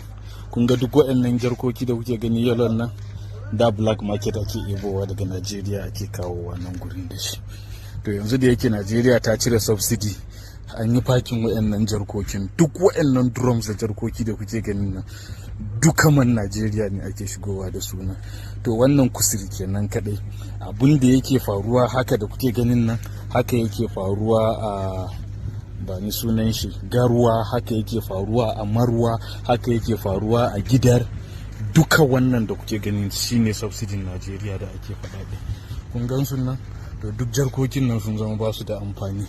Wannan filin da kuke gani wallahi ya fi hekta 100, ba wani abu a ciki banda jarkoki. To duka waɗannan wurin jarkoki ne kuma man Najeriya ne, banda jarkoki yalon nan ga drums. So bari nuna muku, bari ku da ku gani, kun ga duk waɗancan rumfa ne da aka yi don a rage rana tun da fetur ne. To duka fetur ne, duka fetur din Najeriya ne a ciki. Muna ba tare da Tinubu. Kun ga wayannan ba ni sunan su drum ne wanda sauran fetur din da aka shigo da su wanda ba su kare ba ne suna nan a ciki. To muna tare da Tinubu ya cire subsidy, kar a kuskura a mai da subsidy, don asibitocin Najeriya kenan da hanyoyin Najeriya. Irin wannan rumfan da kuke gani rumfa ne kadai ta fi guda 1000 a cikin nan gurin, kuma duka da kuke gani fetur ne a ciki daga Najeriya, shine subsidin ne. To duk wanda yake son Najeriya dai dole ne zai ce a cire wannan subsidy din. To na gaishe ku, Allah ya samu gane.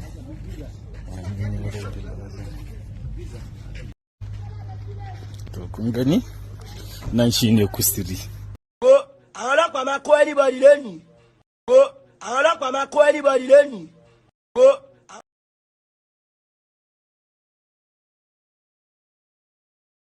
So did you see that place? You see that thousands of jerrycans used in stockpiling supposedly cheap. It's not stolen. It's just that they are diverted their products, Abi, or stolen. I don't think they are stolen. Anyway, it is like a black market for cheap oil from Nigeria. The moment they remove subsidy, the ship that are going to Cameroon to serve cheap oil after collecting money in Nigeria, they no longer turn up. I don't know. I mean, Cameroon is also oil producing country. Why is Nigeria oil? The one that is funding their economy too, cheap oil. Anyway, the Nigerians, they told that they removed the subsidy to benefit. Hopefully, they can roll out the link on how you are going to really tap into it. It's already said. They said that you're going to get 8,000 naira. There are other things that Kolu said is rolling out. A lot of people are saying is fighting for this legitimacy like mad. Anyway, I'll tell you. From what Kolu announced, where is that number one? I think this is number one. So from what Kolu is announcing today, they said Kolu has declared state of emergency on food and water in Nigeria. Shebi, you know, saying love declaring executive order and all of that. Abi, oh yeah, I don't talk am. Oh yeah, it go be. We be jebe abi. Anyway, Kolu has ordered, the immediate release of fertilizers and grains to farmers and households, whatever that means. Synergy between Ministry of Agriculture, blah, blah, blah. Creation of National Commodity Board for price assessment and maintenance of strategic food reserve. Something like, they're going to dictate what prices are going to be everywhere once they flood this. These are just declaration with nothing, by the way. Increase security measures for farms and farmers. Yeah. Once you can arrest the terrorists, the farmers will go back to the farm and they can actually cultivate and then, harvest food to crush any food crisis in Nigeria. Okay, but whatever that means, increase security measures. Central bank's role in funding agricultural value chain to be enhanced. What the hell? Emefiole spent over 2 trillion naira on ANCOS borrowers program. This was an idea to give cheap fertilizers and give money to farmers. Boko Haram came, Fulani terrorists came, they destroyed all the farms. Last, they no reach the money they recovered from their paddy rice. It's not up to 200 billion naira. So yeah, it's just like Boko Haram's policy too, make it look new, right? Activation of 500,000 hectares of land for farming and river basin. Oh dear, these are Emefiole's stuff too. This is what Emefiole spent over 2 trillion naira on. Anyway, I just now repeat some sure. Tinubu is making them look like he's declaring blah blah blah blah on food. He's not declaring any jack shit, man. All you have to do is to provide security for the farmers. They will go back to farms. And every other support around that time will make sense. Nowhere is safe. Everybody's away. You know that. Right? Okay. He said deployment of a concessionary capital funding to the agricultural sector. That was Emefiole's policy. Give money to agriculture, give money to farmers, give money to this. Without security, it is all waste. Improvement of transportation and storage facilities for agricultural products. How many of such were built in 8 years of Boko Haram? How many? Just same, right? This is not going to crash the price of food. No. Increase of revenue from food and agricultural exports. They're going to tax the food and agricultural export. They're going to tax you more to take them out. Okay. To discourage you, Abi. Improved facilitation of trade by working with Nigerian customs. What the hell? What does that even mean? Working with Nigerian custom on what? Of bringing food inside Nigeria. Take it away from Dangote. Give the license to anybody who can bring in food and anybody who can grow food. At the end of the Nigerians who have cheap food, quality food here and there. Like that's how it should be, Abi. No, be so. Free market. Massive boost in employment and job creation in the agricultural sector. What does that even mean? Massive boost. So farmers will make more money. Farmers will employ more people to work on the farms. I don't know. Yeah. Anyway, commitment to ensuring every Nigerian has access to affordable food. What does that even mean? Like, these are just like common talk that people will talk, you know what I mean? Like, you just say them in a way that they'll say, oh, that's a very good idea. What the hell? You are government, for goodness sake. Commitment to ensuring every Nigerian have access to food. I'm tired. And we are competing with armed robbers and the bandits to recruit from the youths who are unemployed. 33% unemployed.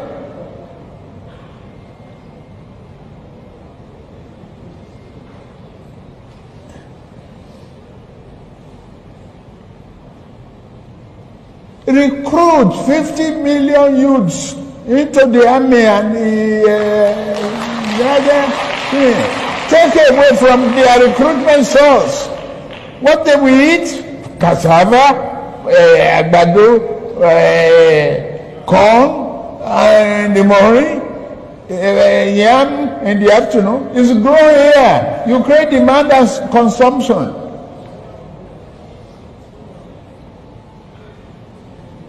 For over 5 million army of boot camps, we create our food. Abi, that's money for the farmers. That's consumption for the soldiers and skill development. Don't call them illiterate. Don't talk about illiteracy.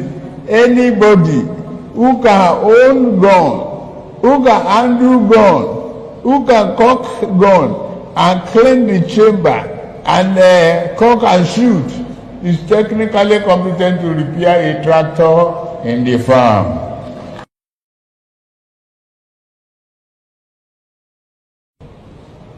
And we are competing with armed robbers and the bandits to recruit from the youths. Àtisebo, àtisete, àtisete, àti ń parọ́ tipẹ́, àtisete, òtítọ́ òdìmú òdodo òsì mọ́, àtisete, òtítẹ́, kágbádé fálárì, àtisete, kágbẹ̀dì fálárì, àtisete, adájọ́ ń parọ́ torí owó, àtisete, àtisete, òtìlú ń parọ́ nítorí ipò, àtisete, àtisete, èdò gbówó ń tẹ́, àtisete, àtisete, ètisete, àtisete, tìjà ń jà aráàlú, àtisete, àtisebo.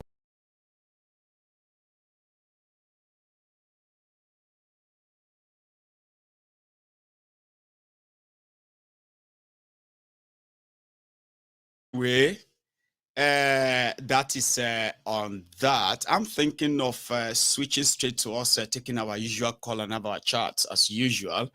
But there is this, my heartfelt condolences to the people of Ikorodu and then, you know, Igbogbo, all those areas, Sha. Sure, you get my condolences to all of you on the continued death of your roads. Somebody shared this with me, and I said, "Would you believe this is Lagos?" Just asking, because when I saw Odogbolu on Google Map today, I have never felt so depressed in my life. You know, it's not that kind of depression. No. You know, that thing that will just make you feel like, you know, like, where do you even want to start from? I left Odogbolu. I went to go and check some other towns. I went on to go and check Ijebu, Street View. Where are we going to start from? Ijebu? If they ask you, if they say this is Lagos, okay, I think some of you will agree. Don't let me pretend that you don't know, but this is Lagos, Nigeria. Ikorodu Igbogbo.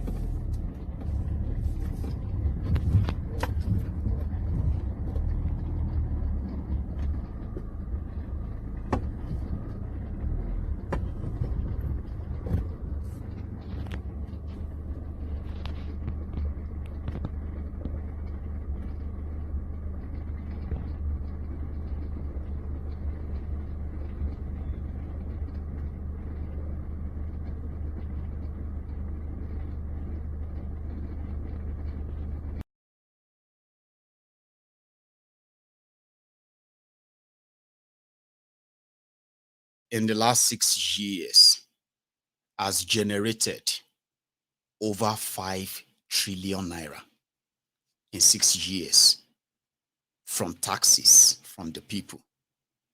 And then the revenue, the sharing money from the rest of Nigeria that they share to everybody, Niger Delta money. Lagos is the richest state in Nigeria, but it is also the mega slum of Africa. No contest. Ogbeni, no, they drag me. Say, I've told you before. I said me, I'm from Ijebu, and when I saw the level of dilapidation, Baba, I was doing this street view. Okay, I was at my past place today, and we're talking about a delivery that couldn't get to Odogbolu because the delivery guy said Odogbolu is not on Google Map. Show she, what do you mean by Odogbolu is on Google Map? Show you the why me. Odogbolu is on Google Map, but Odogbolu, the address inside Odogbolu, number 7, it will show quarters. It's not on Google Map. What do you mean? So I decided to grab the phone myself and I type it there. Number 7, it will show quarters. Odogbolu. That was how I ended up on the street view of Odogbolu today. You need to see the streets. You need to see the main road in my town. The whole thing don't almost shop come out. Like, you know the road, you have one main road in a town. Long road. But that road, it don't chop. It don't chop. Can't be like, say, now the only sign that this road you once have third road. Like, you know, they don't tar the place before they burn me. I will turn to 40 years in January. I have never seen any new relay or any new fixing of that road, but it wasn't that bad. Today, honestly, you know that kind of time that you just feel like, where do you really want to start from? I was going from street to street in Odogbolu today, my hometown, I was going and I was seeing everywhere, the old houses, the old, what have you, the red mud, the dusty road, the dusty everywhere, like dusty, like no road. Illumi, what's happened? I went to the local government in front of the you know that piggery. I don't know if you have visited piggery before, right? I went on to go and check the road to the federal government college, Odogbolu, gone. And I was like, they've been having government in Ogun State for a while. Odogbolu has been having local government chairman. One of my old friends even served as a councillor. When he made small money, he left Odogbolu. He went to Abeokuta. The small money he made as a councillor in Odogbolu, he went to Abeokuta to go and buy a land, build a small house there, forgot Odogbolu. Today, I was showing my friend that you look at this place, they say it's clinic in Odogbolu. That is my friend's constituency project, councillorship project. They call it clinic outpost. On the side of a dusty road like that. It's not a clinic. It's just like, you know, when they send their nurses from the main health center, so they can come to that part of the town and sit down for anybody who wants to check their BP and all of that. My friend bought paint. He bought 2 liters of paint or whatever, right? They painted it blue and yellow. This project is innovated by Honorable Leke. So I saw all of that today, and I was like, oh my God, look at Odogbolu. Hey! So why am I saying all of that is that it got so touchy. I won't lie to you. I was like, where is the government then? APC, for example, has been ruling my own state, Ogun State, since 2011. Can you believe that? And when you get to the people who share border with Lagos, and they are from Ogun State, Akute, Alagbule, Alagbado, you know what I mean? They are like living in hell. And I'm like, what is now motivating some of you who spend so much energy defending these criminals and saying that they have changed life, they have done this? You know, the immediate past, the person who served as the House of Assembly member for my Odogbolu local government is from my hometown. Now, one of my own elect's wife, sure you get now, wife of one of my egbons in Odogbolu, the immediate past one. She would tell me how it's not easy. Hey, Baba, call me. You see, it's not easy like that. You see, we are trying to talk. The governor is doing his best. I saw my hometown today. I was like, oh dear, oh dear, oh dear. But there are APC and all of them around there too. And when I saw those of Lagos, I was like, you know what? Before anybody go tell me, say, where you come from, Mayegun? What about you? Go back to where you come from. I know where I come from. Oh. And I know those who are destroying the place. They are no other people than Tinubu's people. If all of them are watching me right now from Odogbolu, lójú ara yín ń ṣòṣèlú náà nìyẹn o. Àbí ní Odogbolu kọ́ nìyẹn. Where the young people have no real job. Those who have jobs are just Okada riders. The entire town is, man, and a lot of you, every small thing, PDP, APC, you carry your head, carry your flag everywhere, old, young, all of you, jobless, miserable, and the rest, in that same place that they have turned to a complete shithole. Morile Nerubami. For the first time, I actually feel like there's this decision I should have made a long time ago that I didn't, and I'm actually going to have to make now. Like, it was scary. And you are there, our elders, your elders, Amosun, elders Sidapo, elders Benga, and the rest of you. You are wallowing in that squalor, in that poverty, like that. But one day go be one day, one day go be one day that this whole thing, will change. I kind of feel that. But for now, Ori buruku ti wọ́n ti ṣe tí gbogbo yín faramọ́ ten back up. We'll see how long that goes. So yeah, talking about them, leaving us in our own squalor, making it look like they are helping you. When indeed, redevelopment kokon, any changes kokon. I don't know if I should say God bless you, Nabi. You should think for yourself. So I'll leave it at that. For now, I want to go and make my own cup of tea, because this one is that one is cold. Now I'm going to leave my line opened. Okay, so you can call in and then add your voice, like normally, right? Let's chat. on your own views. But that will be when I come back.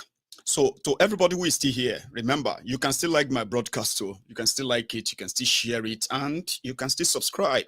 And indeed, you can call in to also be part of this. All right? So until I get back, don't go anywhere.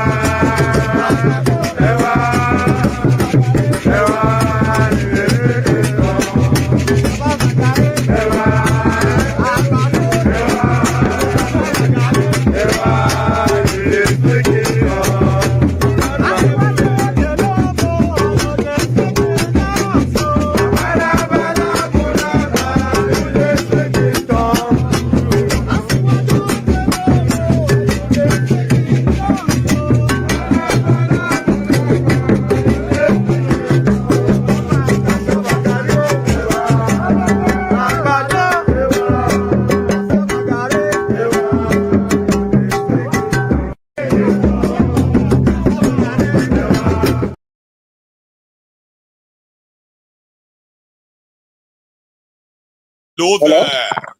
Hello. Hello, sir. Hello, it's Ifeanyi. Hey, Ifeanyi, that's you back. How are you doing tonight? Yes, I'm very good. I'm very good, thank you. I've been following you. Thank you very much for today. Thanks, Baba. Nigeria is Nigeria is giving us. It's almost a comedy central. They are giving us a field day. We have a lot to talk about. So I'll be very quick. Please. I'll be very quick. Mayegun. Baba? You are from Ogun State, right? Very much. If Ogun State is like a country of its own, maybe imagine with Oshun, Lagos State, just Yoruba area, all those Yoruba areas, southwest Nigeria. And the vessel we talked about left, somebody loaded that vessel and left. And you know that oil is your oil. That's right. Ogun State people have from Ondo. No, it's from Ondo. It's not even our own yet. Okay. It's actually the state next to us, Ondo. Like if you put us as Yoruba together, let me say something quickly, right? Before you continue. Now, Ogun State, right? As on record, the Ogun State has the largest deposit of LNG in Nigeria, untapped yet, liquid natural gas, right? Same bit to another, the rest of them. And talk about as a country, Ogun State by population, and maybe kind of slowly by size, is the size of Scotland. Scotland is about 5.5 million. Ogun State people is about 6 million people.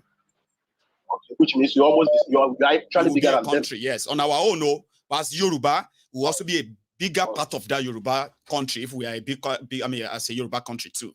I want you to continue on the parts of that stolen oil. That's very good.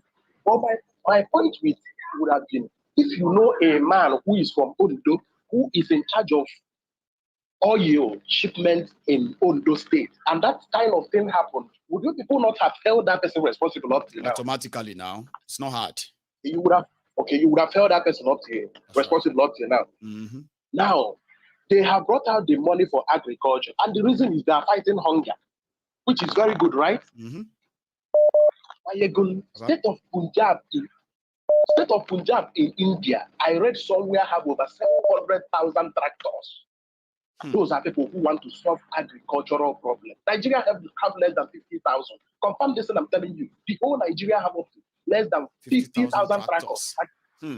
So if a proper human being would have, first of all, if you want to tackle that hunger problem, is it not safer to go for those kind of things that will help the farmers? Tell them. Good. You want to share them cash to buy which food? The food that is not available. Why are they thinking like this? And then they said they are declaring war on agriculture. How do you declare war on who is fighting who? Who is fighting who? Who are they fighting with? Who are they fighting with? All these things they are doing now in Nigeria now, packaging everything and doing all this what they are doing now. IPOB supporters, Atiku and all this, fighting themselves over something everybody knows the truth. The most despicable picture I saw today is picture of Ibori in Aso Rock. Yes, sir. Ibori did not meet Tinubu outside Aso Rock, inside Aso Villa. Inside his bedroom, now like presidential villa gongon. Sure, you get it now. How can that? So, how can that be possible? Well, it don't happen. Currently, you are living in a developed economy. UK is a developed economy. They can afford to share. Do you know that UK can afford to share money? Of course, now. Okay, have anybody ever given you raw cash? Can you give people raw cash? It won't happen. You would have to go and apply if you qualify. Then you get it. These idiots need to reactivate their Bank of Industry and the Bank of Agriculture, where farmers who are real farmers can go and access easy loans. Not that kind of loan where they tell me to bring my grandfather's birth certificate, not kind of useless loan. Give these people soft loans so that they can go and feed themselves. What are we doing? What are we doing? Nearly $1 trillion now. They will share this thing hand to hand. And just like you have already said, it's not going to anybody's pocket. No. This thing is going straight to, it's just going to be used to settle people who read the election. I already know that's what's going to happen. Now, but the one that is going to judiciary, is it not to settle the their own 35 billion? They don't settle them with that. More still come, you know. Yeah. Then deliver judgment in his favor. They still go get more. That's the promise. What are we doing? So what are we doing? So why are people relaxing? Why are people comfortable with all these things? What are we doing? Have you seen Kenya? What are we doing? Kenya, so because of price of food, though, then don't they street scene. So police on the shoot tear gas, then they throw stone for 4 days now. Kenya they fire out. Here you get. Nigerians today say it go be. Why you gonna listen to President of Zambia? I'm not saying that Zambia is fine. But when the man is talking, you know that these people are planning to do so. There is something they are planning to do that will work for everybody. Nobody knows what is going on. You know everything you are saying this evening. None of these things make sense. People are just group of women. We go. Let me tell you what will happen tomorrow. Youth will gather themselves and go to a what is going on? Elderly people will still go. Crippled people. Kings will still go. Royal fathers will go. Bishops, everybody will still go. And they all come out and say the same thing. We need to support this man. He means so well for Nigeria. His policies are working for us now. Like, what the hell, man? I hope you know that every visit comes with money going outside. You know, right? They tell me. Thanks for coming. It's called thanks for coming. So what is going What is going on? What is going on? You are saying that a pound is above 1,000. That is actually 39 naira. That's what it was today. I don't know what tomorrow will be. For an import-dependent economy, why you going to import everything we know? We cannot produce anything. So we are now too lazy. So we can't produce anything. So an importer will now buy pounds, 1,000 pounds for 1 million, and now goes to China and buy goods. Come back and you tell him to sell it how much? So everything now, people are still buying things, eating now because of the old things importance, but I'm an Igbo man, so I'm aware of what I'm telling you. I'm an Igbo man. I'm from Enugu State, so I know. So Igbo people now, majority of them are important. They will go to China now and bring in goods. So by next 2 months, you start seeing the effect of all this rubbish that are saying that the exchange rate stabilized and all those nonsense. People will not be able to eat in next 2 months in Nigeria. It's going to happen. Tinubu doesn't even know what's going on. Nothing is going on. Nobody is doing anything. Why are people not angry? Yoruba people should have been on their own. Igbo people will be on their own. Every component that would emerge if Nigeria divide today would be better than Nigeria. Even Fulani people, if they separate and be on their own, they would be better than Nigeria. Nigeria cannot be better than any component that will emerge if Nigeria divide today. Not like this. If Yoruba people go on their own, they're better than Nigeria. If Igbo people go now, they're better than Nigeria. Fulani people go, they're better than Nigeria. If Hausa people go, they're better than Nigeria. Any component that will emerge from Nigeria will be better than Nigeria. Why are people deceiving themselves? Why are we doing all this thing? You're fine. Thank you very much. Thank you so much for that. I have another call on the line here. Hello. Hello, my good general. Hey, the Prince Jejeman. How are you? I'm fine, Baba. Are you? I'm fine too. Thanks for asking. Yeah, Baba, thank you so much. This year program today, they're very hot.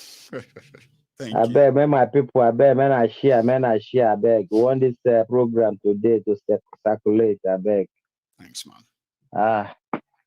Yeah, Baba, why I called, there's at the beginning, there's a thing that you showed us that touched me so much.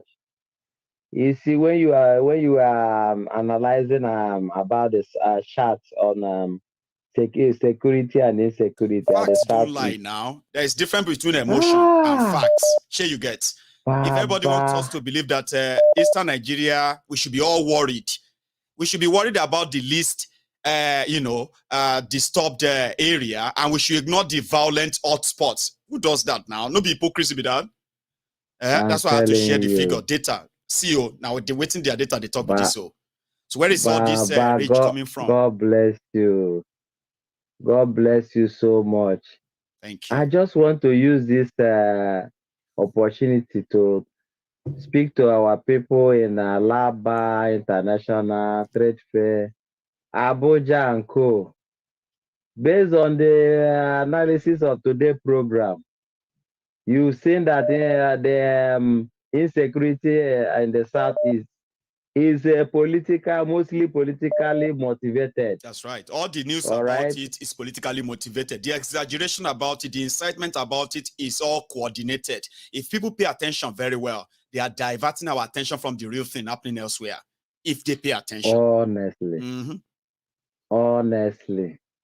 My advice to them, if they are building anything anywhere, let them build from now henceforth. Let them be building face me, I face you. Let them go and build proper structure in the Southeast. Okay, their businesses, let them start to move as you've been advising them. Let them begin to move it. At least diverse. You know, our region is political. There is politics that they are playing with everything. Okay. Secondly, Mayegu, you see Buhari they are showing us today. This Buhari, I want you to just write it down today. Very soon we hear that Buhari is dead. Okay, so that Aisha will return from Dubai and go and give official burial. Okay, just write it down. No, you understand? It may not make sense now. Disappearance, Abi. Exactly. It may not make sense now to one Nigerians. Okay, but at everything, just be we'll be connecting the dots. You know, because sometimes they can most of his prophecy. Some they will say mad, but after they will say, now wow, say this man a prophet. You know. So Baba, and the last one I want to add to it today is Mayegu. There's one unique thing about you. You know, you used to tell people on your program, some they will follow you, some they will unfollow you, later they will follow you back. That's true. Okay. Why? Because you have always you always remain consistent with the fact, with the truth on your program. Okay. Thank you. And if you can analyze the Nigerian government and open the anyash, who born monkey, who born banana that you cannot confront and talk about as an individual. There's nobody, except if I choose to be diplomatic.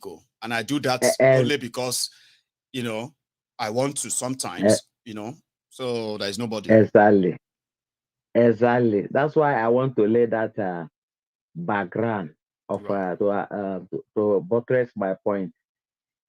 You see, my good general, the other day, someone was called and there was a kind of advising you, for people not to talk about Biafra issue, that they should go somewhere else. That very day you made that program, you talked about Biafra. Yes. It's part of your program, and someone cannot come and tell it and tell people what to say or how to talk about that. It's it's an insult to people on this platform. To me, they should. Your platform is not meant for Biafra. It's not meant for Yorubas. It's not meant for Hausas. It's meant for everybody. Everybody are comfortable on your platform. Okay. That's right. So, what I want to say, Baba, is this. You see, about the Simon Ekpa that we talked the other day. Okay. I personally, I am a IPOB member. Okay. Why that very and if we want to talk about anything, we don't fear Nigerian government, talk less of an individual. 2015, Mayegu, Anand Kanu was kidnapped or arrested by Nigerian government. It was IPOB that fought until he was released, right? Simon Ekpa wasn't in the picture then. Simon Ekpa only came up either 3 years ago, if I'm not mistaken, or 2 years ago. All right. Yeah. So some of them that doesn't know the genesis of what IPOB stands for, they are saying that he is the one that is doing everything that they are seeing. You see, in freedom fighting is more tactical than emotion. All right. There are time to fly. There are time to hold on. There are time to crawl. It depends on how the situation comes. All right. Okay. Now they kind of created a structure. Yeah, and that structure has been there before he came into the scene.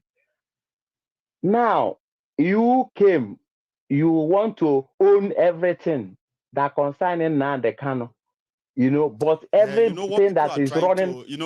Prince Jejeman, a quick one, right? Yes. You see, what people are trying to kind of avoid, which I later sense is this, all right, is that almost everywhere that this conversation pops up, you know what I mean? It's always ended up as so toxic. Nothing is really kind of, gotten out of it. Everybody is pointing fingers and the rest of that. That if all of us agrees, right, that, you know what, the day Nnamdi Kanu comes out, we believe this whole thing will fix itself somehow.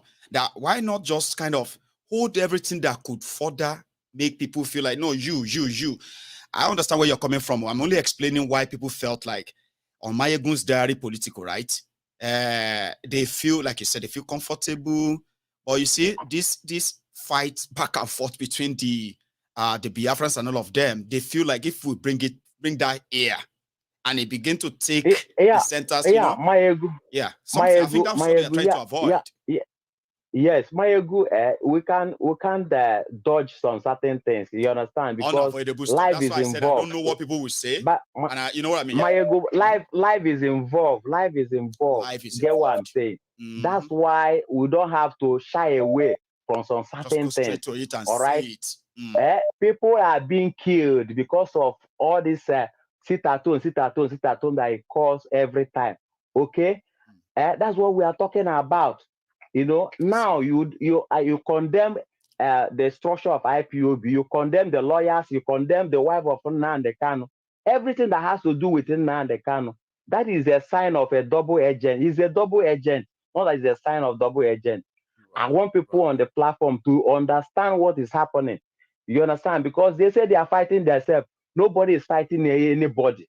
IPOB is a structure on its own. You understand? He's trying to impersonate. He says he owns ESN. They publicly said, right, we are not behind they sit at home. Simon Ekpa and his own guys were like, no, they are saboteurs. He is in charge, right? He's the one. And they are saying that he's not a member of the, that's why people said, bringing all of this here, sometimes like, if it's just going to be like back and forth of a thing. But what can I say? Mayegu General, he's impersonating IPOB, or in the ESN, that he doesn't know how it was created. He said he's the one that is in charge of ESN, that is more than 500,000 unreserved men. You say overnight, you say you are the one that is controlling it. I getting the point. And anything he through his seat at home, anything that they commit, they will not call IPOB. All the press in Nigeria, they will not be objective about it. You understand? And these are bringing bad name. Even last year, they went ahead to put the name of IPOB in the terrorist index. We have to fight it. The structure of IPOB has to fight it until they remove the name of IPOB from terror index, and this because of his actions. So that's why we want to put this record straight. That is not for IPOB. It's a sign of double agent, because all the people in the Southeast, if you make an opinion poll, everybody is tired. All the business people are tired of this. Is sit at home, and some criminal boys will come behind that. The recruits will come outside and begin to kill, to the extent of killing a pregnant woman. So that's the reason why we have to tell the public what is happening, so that they don't think that we are fighting each other. We are not fighting each other. We are talking about infiltrator impersonation in IPOB movement, and we can't tolerate that. You understand? Okay.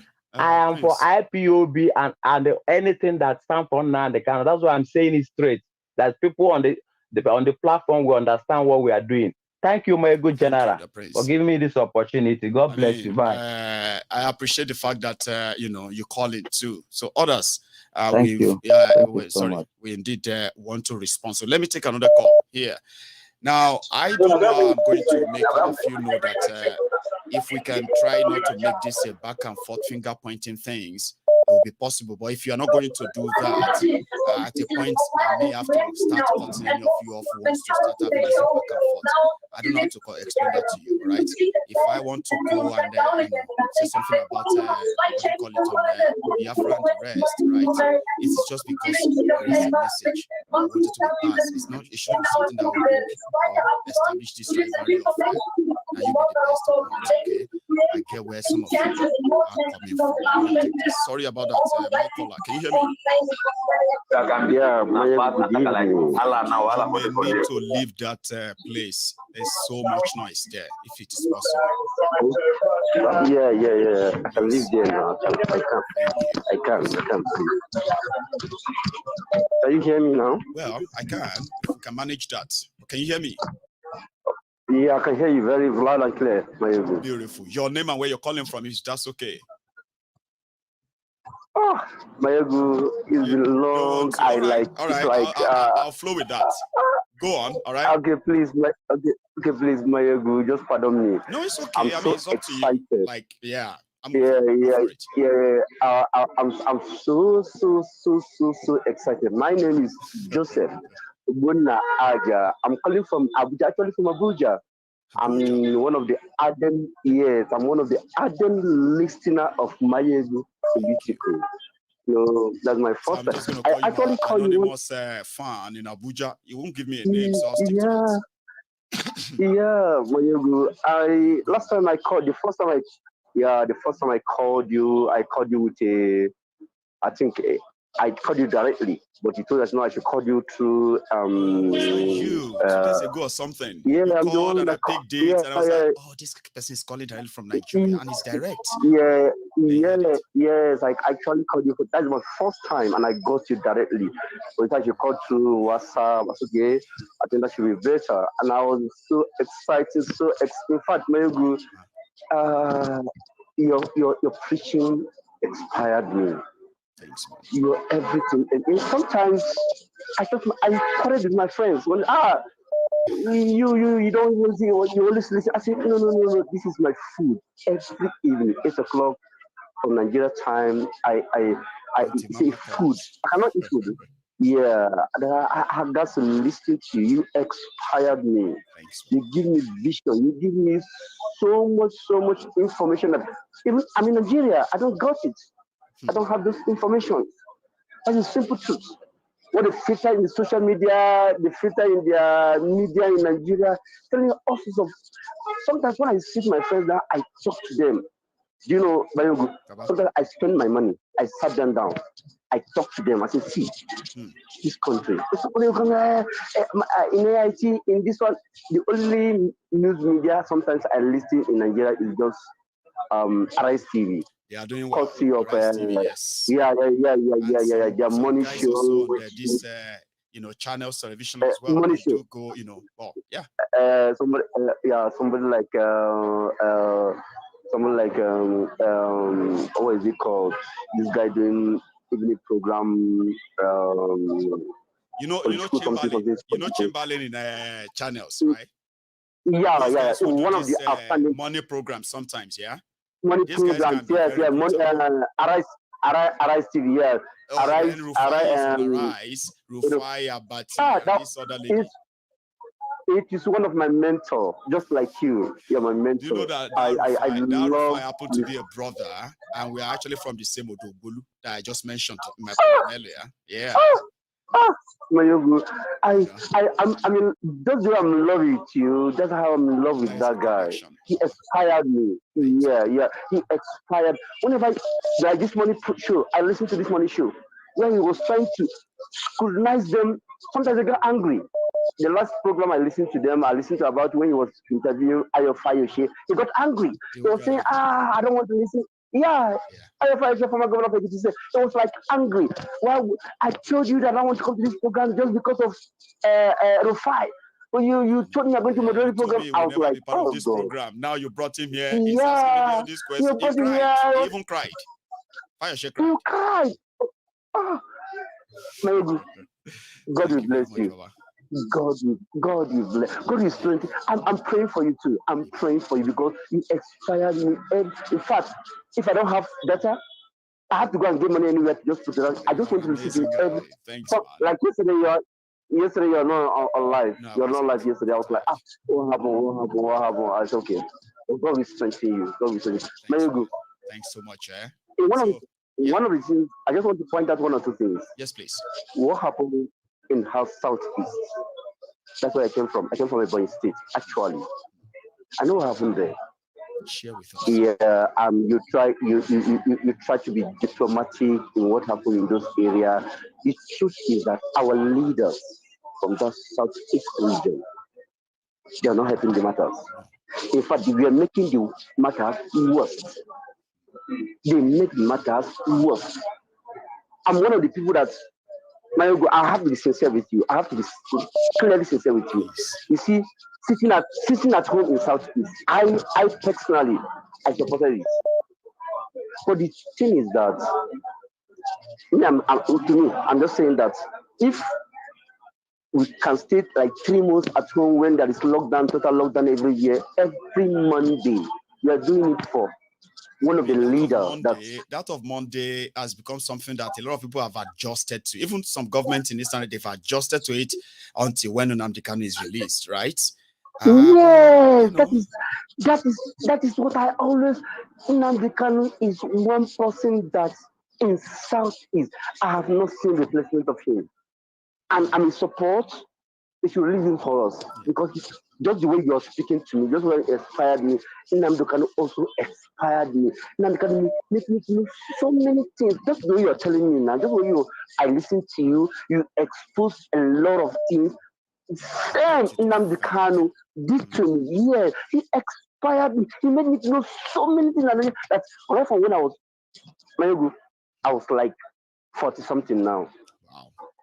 From the time 2012, I started listening to Nnamdi Kanu. I started knowing so many things that me, right from my childhood up to 30, 35, I don't know.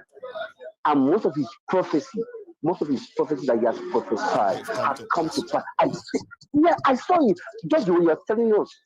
You tell us court process. In fact, since he told us, me personally, I've removed my mind from court in Nigeria, judiciary in Nigeria. I have no enjoy this surprise better then. You don't know.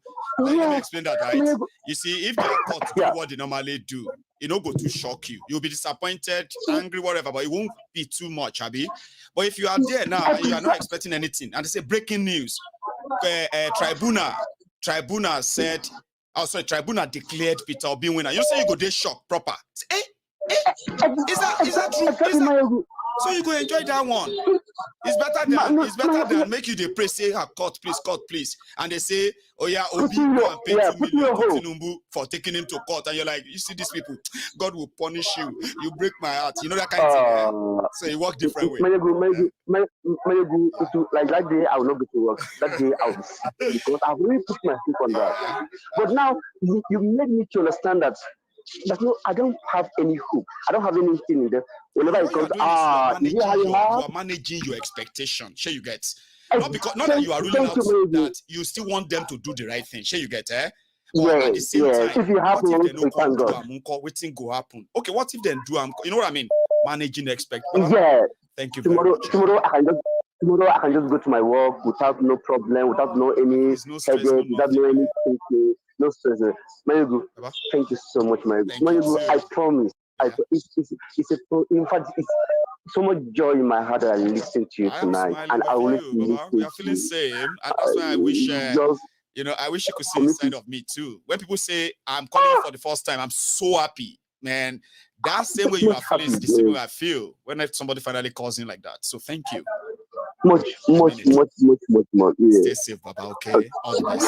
Thank you, Mary. Thank you, Mary. I always follow you. You do morning shows, Sunday shows. I always be with you, Mary. I love that. I love that. Thanks. Yeah. I'm gonna bring a lot of programs back soon. I'm still working on getting my normal studio and all that, where I will have less distraction, right?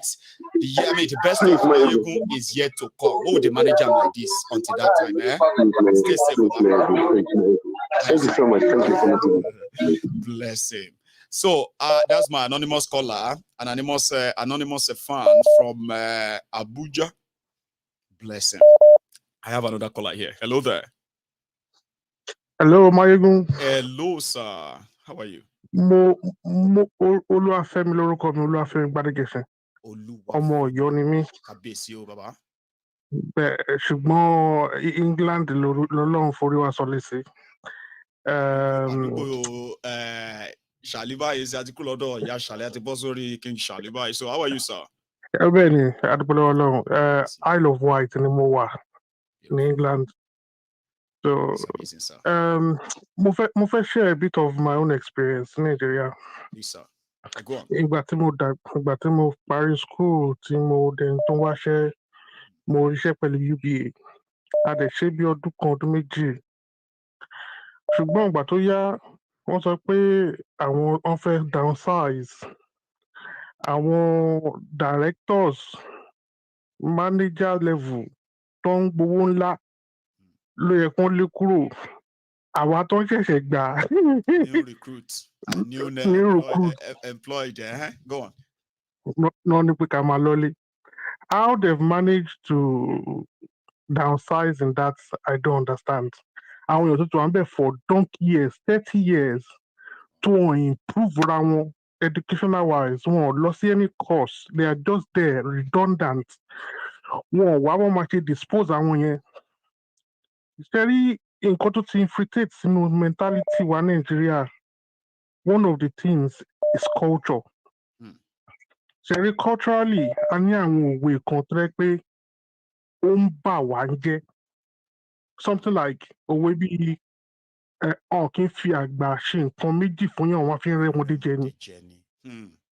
So irú èmi ọmọdé tí mo wà UBA wọ́n ní pé kí n máa lọ́lé, àwọn àgbàlagbà tó wà ń bẹ̀ tí wọ́n ti ní health issues tó ń sọ fún ẹ kó sọ fún wọn pé okay tí health issue wọ́n wà unproductive, that's the word, they are unproductive, they are not eager to improve on the job. Àwọn irú àwọn èèyàn lẹ́ẹ̀kan sọ fún pé ẹ̀yin máa lọ́lé ẹ̀ lọ́fẹ̀yìntì. Ṣé rí poverty ó ti gbilẹ̀ kan sínú even àwọn tó lówó lọ́wọ́. Poverty of the mind nìyẹn o. They have the poverty of the mind. Still poor. Ẹ wo ex-governor yẹn tó lọ kó mọ́tò tó kó sí tó ń tà. As at immediate 2 months ago, òun ṣì ní governor. Ṣé o pé irú kí ni ẹni Tàfá náà ṣe? Less than 8 weeks ago, òun ṣì ní governor tó ń tó siren lọ síwájú lọ sẹ́yìn o. After that, ó pack everything. Tàfá Balógun náà ẹ wò látòrí yẹn náà. The same thing, mọ́tò tó wà fún all people's game. Gbogbo àwọn pojú tó ń lò ń bẹ̀. The same thing náà lòun náà ṣe. Pack everything. It's poverty of the mind.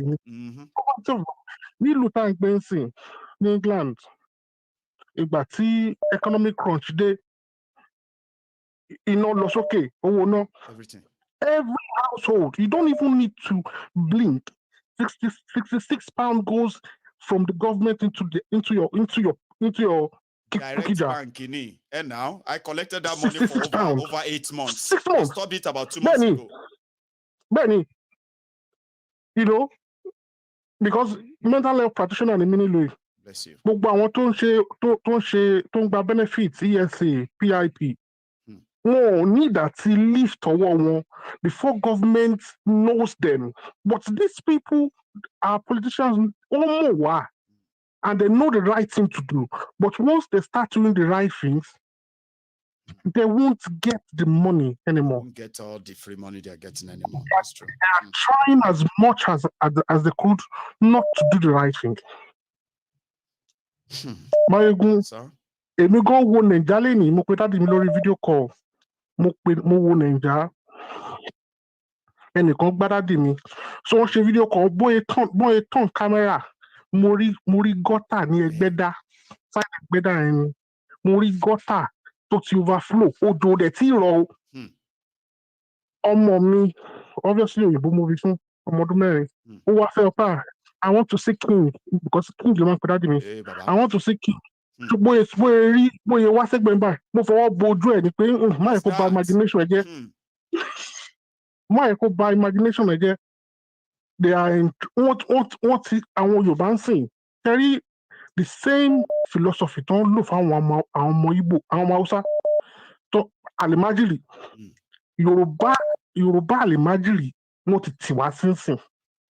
Yorùbá ti di atọrọjẹ big time. Mo ní that. Ẹ̀ẹ̀mejì ni mo ti ní láti close Facebook mi nítorí àwọn èèyàn tó wà nílé tó ń béèrè fowó. And these are the people I grew up with. You know, some of them used to be very alright. So everything just changed in the last 10 years. So everything just changed.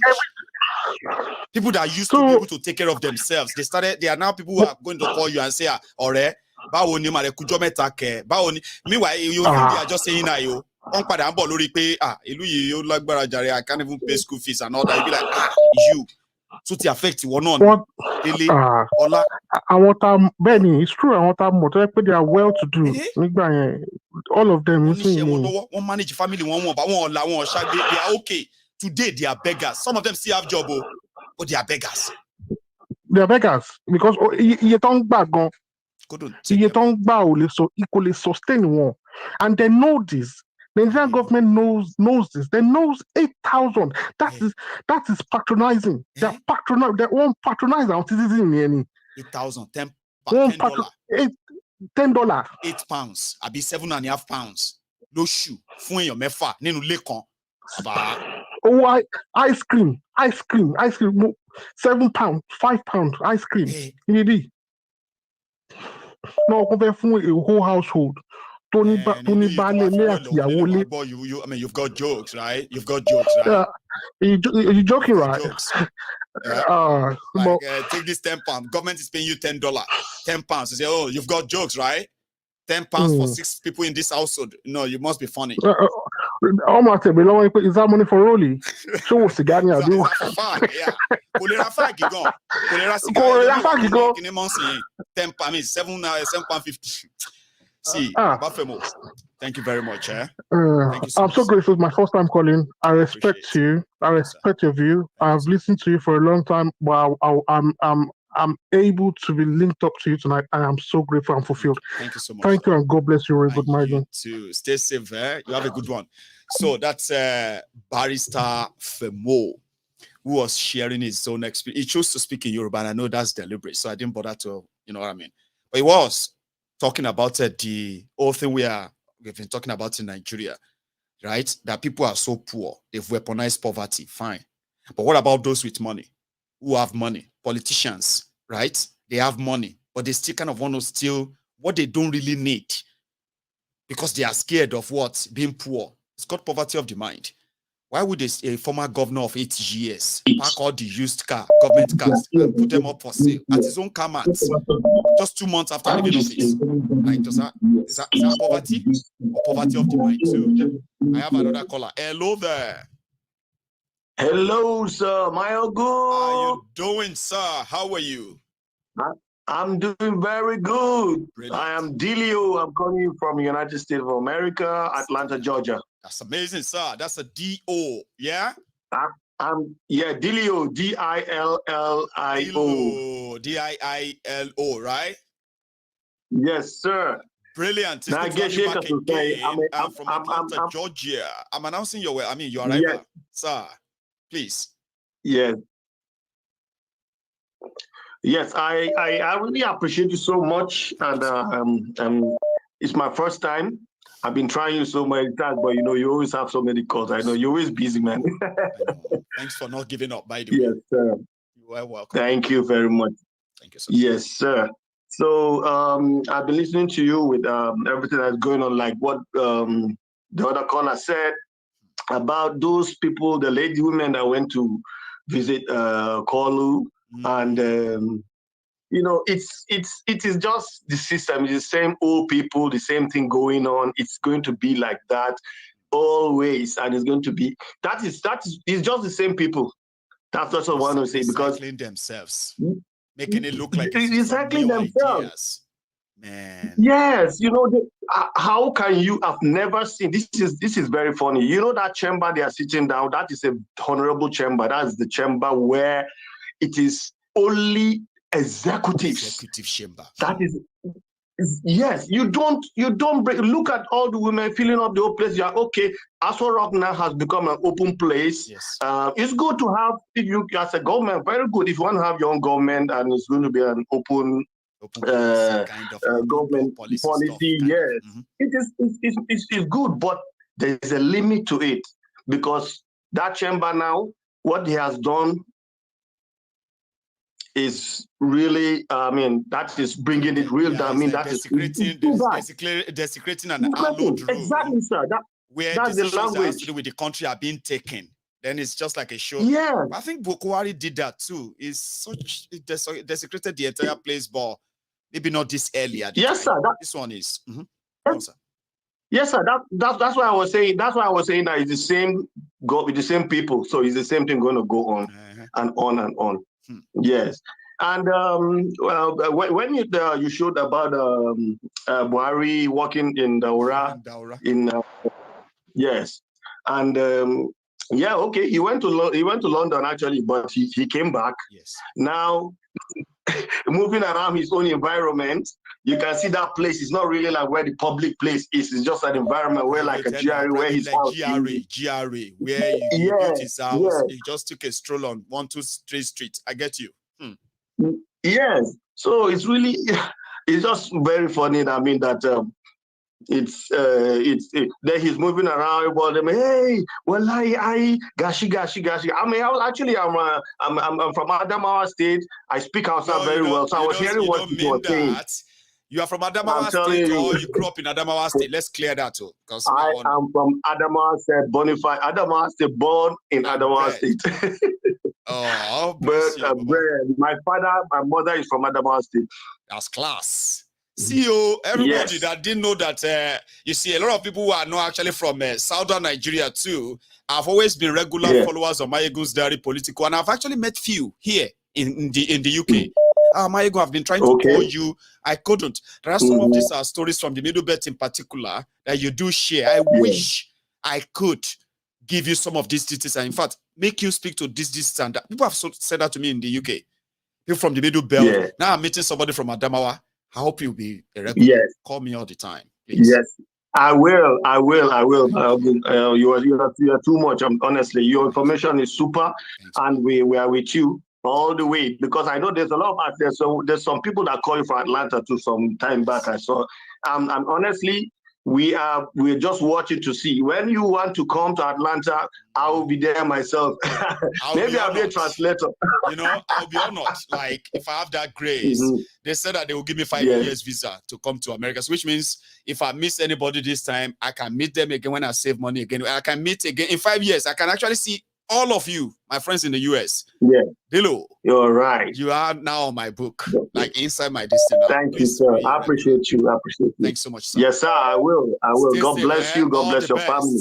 Cheers, Baba. Yes, sir. That's a nice one, oh. Dilo from Atlanta. All of you in Atlanta, please help me take care of Dilo when you meet him, right? Hello there. Hello, Maigu. Hello, sir. How you doing?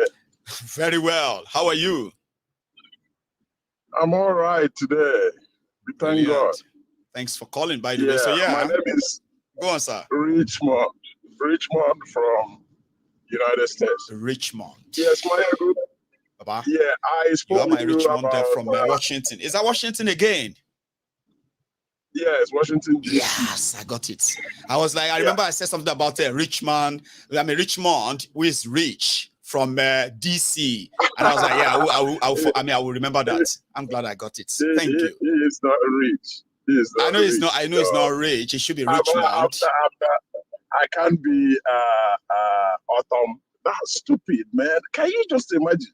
Tell me. A man that has gotten to that height still want to sell cars to Kumbo. We are trying to explain it to you. So I don't do program here where I explain about poverty of the mind. Remember that day when I did the poverty of the mind on this platform? Yes, people who already have the that's money. What it's all about. Go on. Yes, that's right. You see, Nigeria. But let me start with when I spoke with you about 4 days ago, and I told you what they're supposed to do in our Imo state, and I said that I do know personally the governor, and somebody called letter to say this guy who knows who is dropping names. I can't be dropping names. I know. You understand me? I love your program. That's why I always want to tune into your program, and even my missus want to tune onto your program is because of mindset. I have a kind of mind that doesn't tolerate injustice, and that's where I find you. It is better for you not to make the whole money on earth and be miserable when you get home. That's right. That's right. That's the type of person I have, personality I have, personality traits I can see in you, and that's exactly the way I am. I could have been making all this money they are making now, but I don't like it. It doesn't suit my conscience. You understand me? I'm with you. That guy came and he was saying blah blah blah. If he doesn't know people, that's his business. I know these guys. What happened? You know how many calls I've received? It was after that day I knew that a whole lot of people are watching your show. Yes. A whole lot of important people are watching. I told you that day. They know my voice is unique. So it's not really hard to tell for those who knows you very well, and they can tell. Like they could tell that it was you. I could tell too. What that guy said that day pissed me off so much that I had to write you a message. I don't know if you read it or not. Oh, I haven't. I must have missed that. Send you, where I now started reminding you about what you said. That's after your program where you did some charity with your group. Yes. And I called you. And I told you that, listen, I can take you to my friend who owns Anambra Rice. He's the biggest miller in southern Nigeria. I remember clearly now. I do. And I told you that I will form a model for you to get these things, package them, and you said that too. It wasn't long ago. This was I think this was January this year. And you said next time you want to do this. I wanted to contribute. I remember. I remember you now very well. Make it better. And such a guy will come there to disrespect me, to make me sound cheap. I don't like it. Would you like me to say something quickly, Richmond? Would you let me say something quickly, right? You see, sometimes on Mayegun's diary political, right? I have seen it many times, happened many times, okay? When people want to try to pass a message in a way that, for example, if somebody says, oh, we don't want anyone to drop names of these guys, it may practically not even be about you. Sure, you get? It may just be that person's reading of saying, oh, if we begin to drop these guys, like say, some of them are good, some of them are this or that, you know, that will come out wrong. You know that. And I bet that's what happened in this case. It wasn't like intentional to malign your person. I don't think so. Why I mentioned Onwa, I didn't even call his name, I said Onwa, was because I know this guy to his kitchen. Like and I know that Onwa is our governor is this type of person that if he has $1 million naira, for instance, this moment, he can share it to everybody he meets on the way. I see. And we'll call you to go for you to lend him 100 naira to go home. That is his strength. That's who he is, his personality. I see. He is so generous to afford. It could also be somebody who actually knows you, like you said. See, Richmond, like you said, it could be somebody who actually knows you and your worth and what the people you are also mentioning that you don't want to have a relationship with them and all that. That felt like, I know this guy. Out of principle. Out of principle. Out of principle. I don't want to participate in Nigerian politics. You did say that. But I'm a scientist in politics.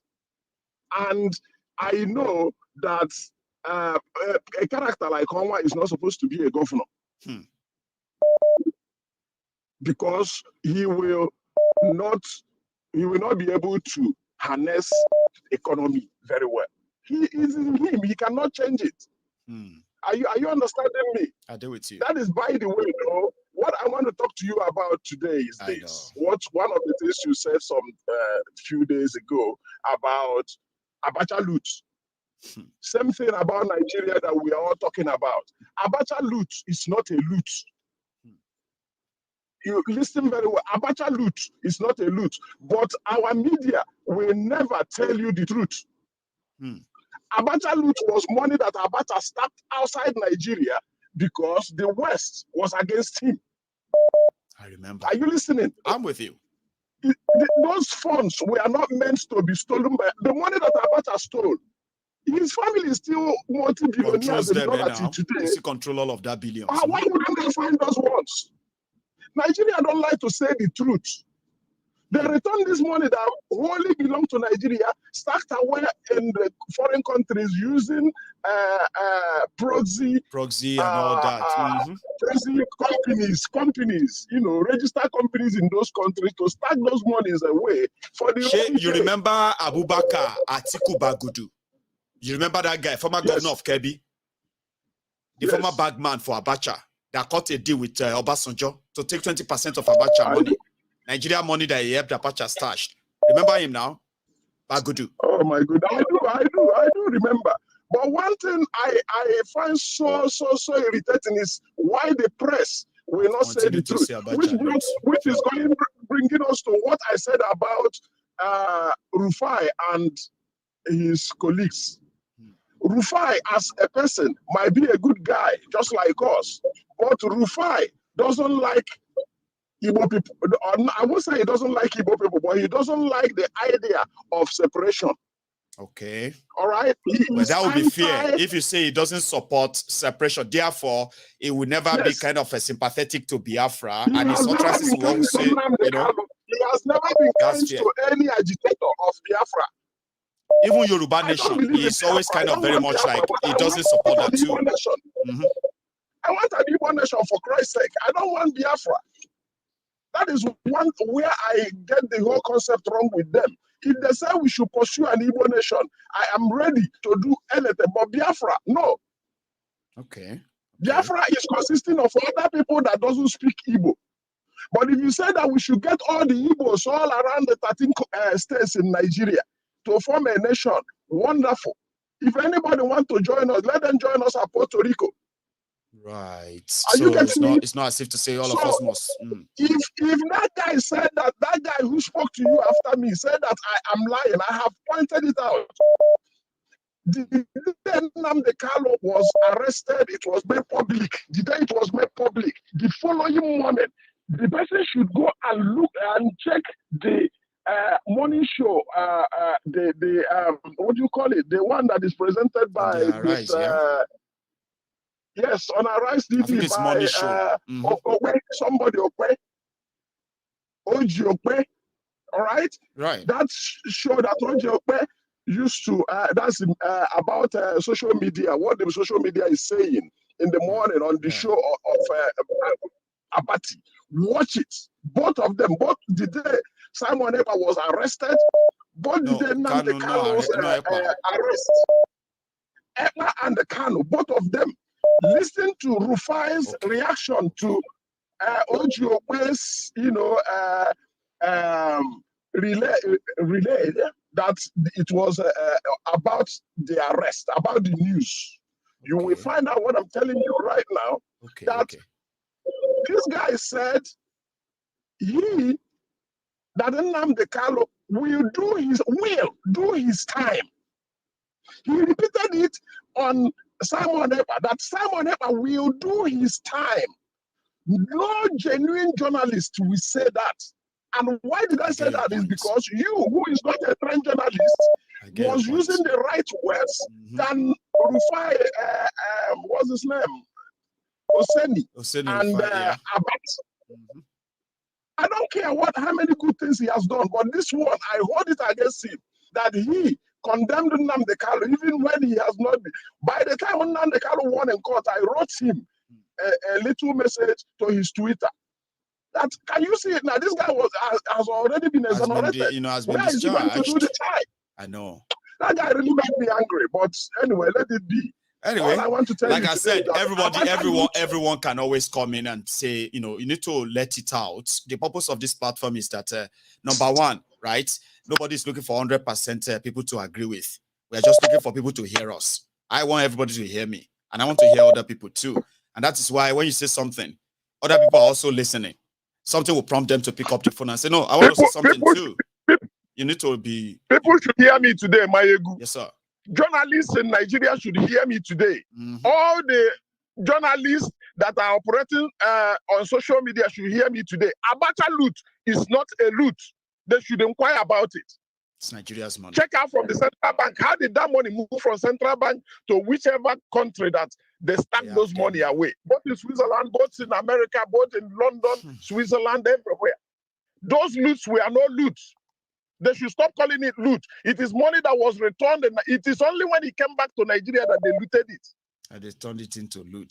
That's why we call it relooting the returned loot. Richmond, thank you very much, okay? I am going to take another one tonight before we call it a night, okay?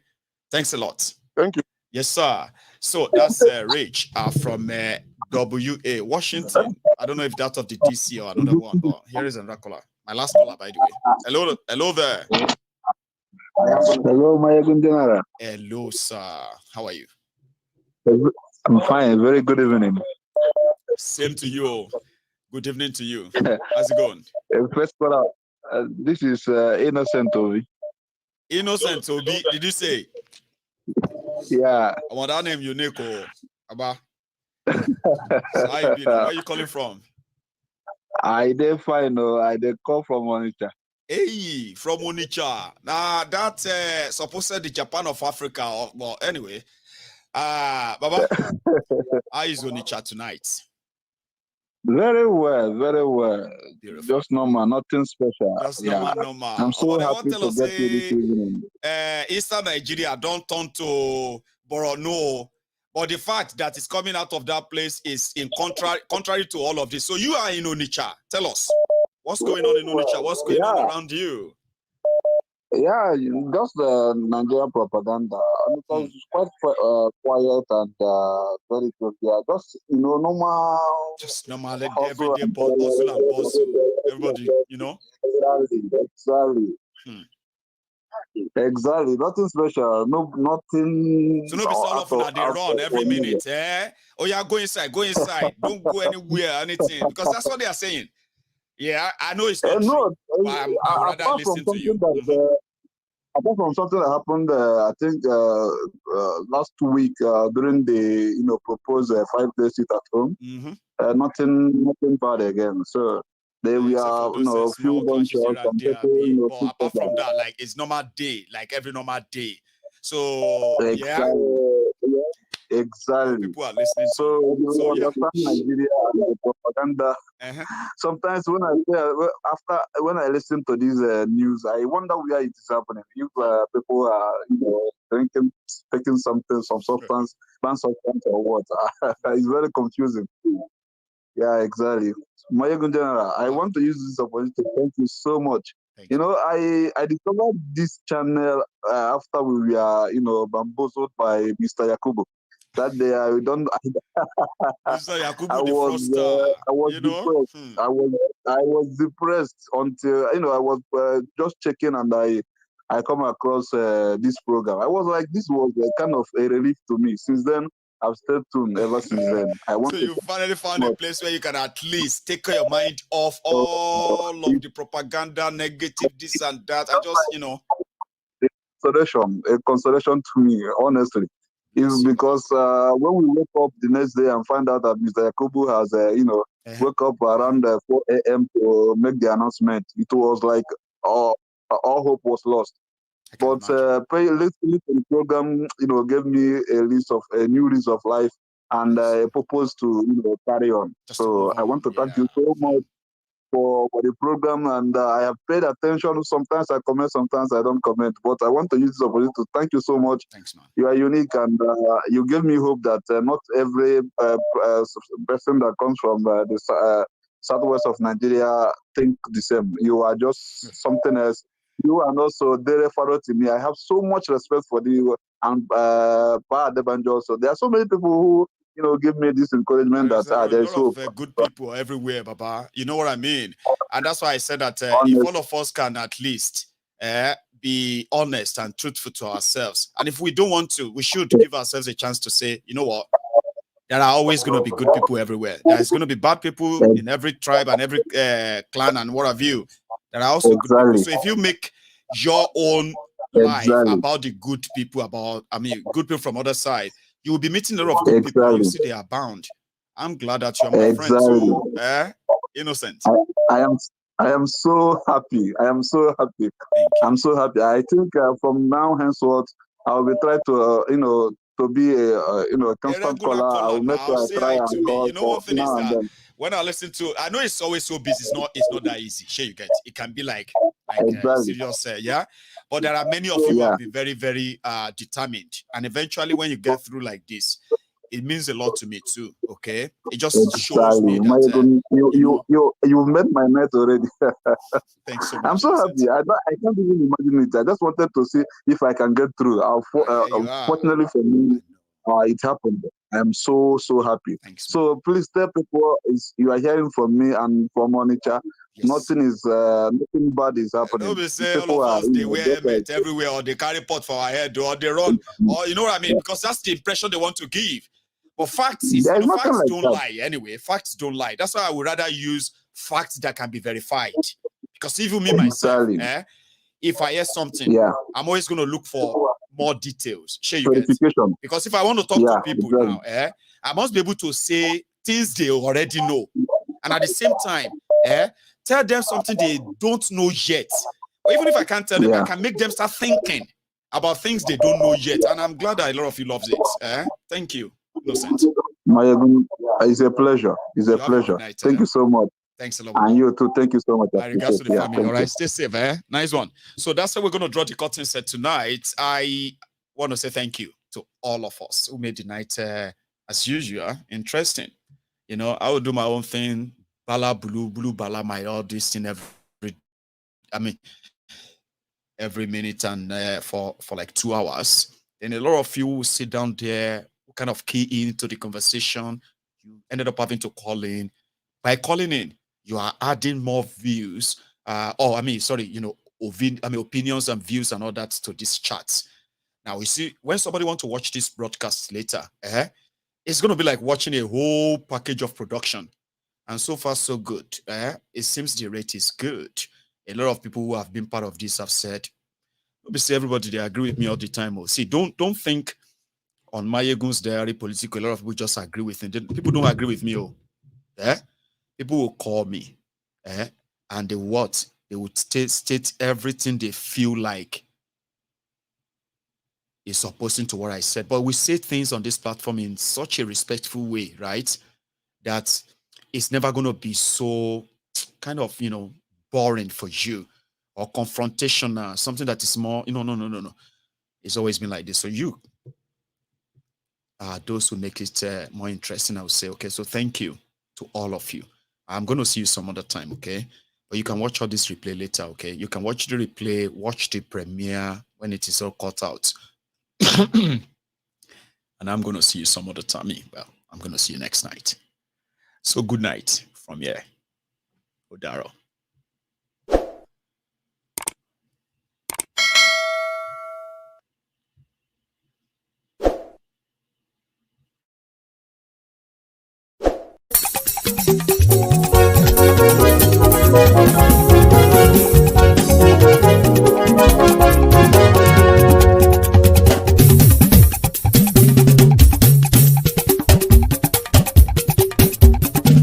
Mayegun làwa mọ̀ làmọ̀ tó dòdòdò. Mayegun dayari Nayibi #1. Mayegun làwa mọ̀ làmọ̀ tó dòdòdò. Mayegun dayari Nayibi #1. Mayegun ti dé o ọ̀rẹ́ ara ìlú. Mayegun dayari Nayibi #1. Lórí Facebook lórí YouTube. Mayegun dayari Nayibi #1. Gbogbo bó ṣe ń lọ ni Mayegun já wa sí. Mayegun dayari Nayibi #1. Àṣírí ọ̀jẹ̀lú kì í bò níbẹ̀ o. Mayegun dayari Nayibi #1. Bó bá ṣe eré àní Mayegun máa wí. Mayegun dayari Nayibi #1. Ó sì tún ṣe eré wàá gbọ́ níbẹ̀ o. Mayegun dayari Nayibi #1. Mayegun dayari politico. Mayegun dayari Nayibi #1. Godfatherism kò sí lọ́rọ̀ Mayegun. Mayegun dayari Nayibi #1. Ẹ farabalẹ̀ sẹ́ o kẹgọ́rọ̀ lẹ́nu o. Mayegun dayari Nayibi #1. Àní Mayegun làwa mọ̀ tó dòdòdò. Mayegun dayari Nayibi #1.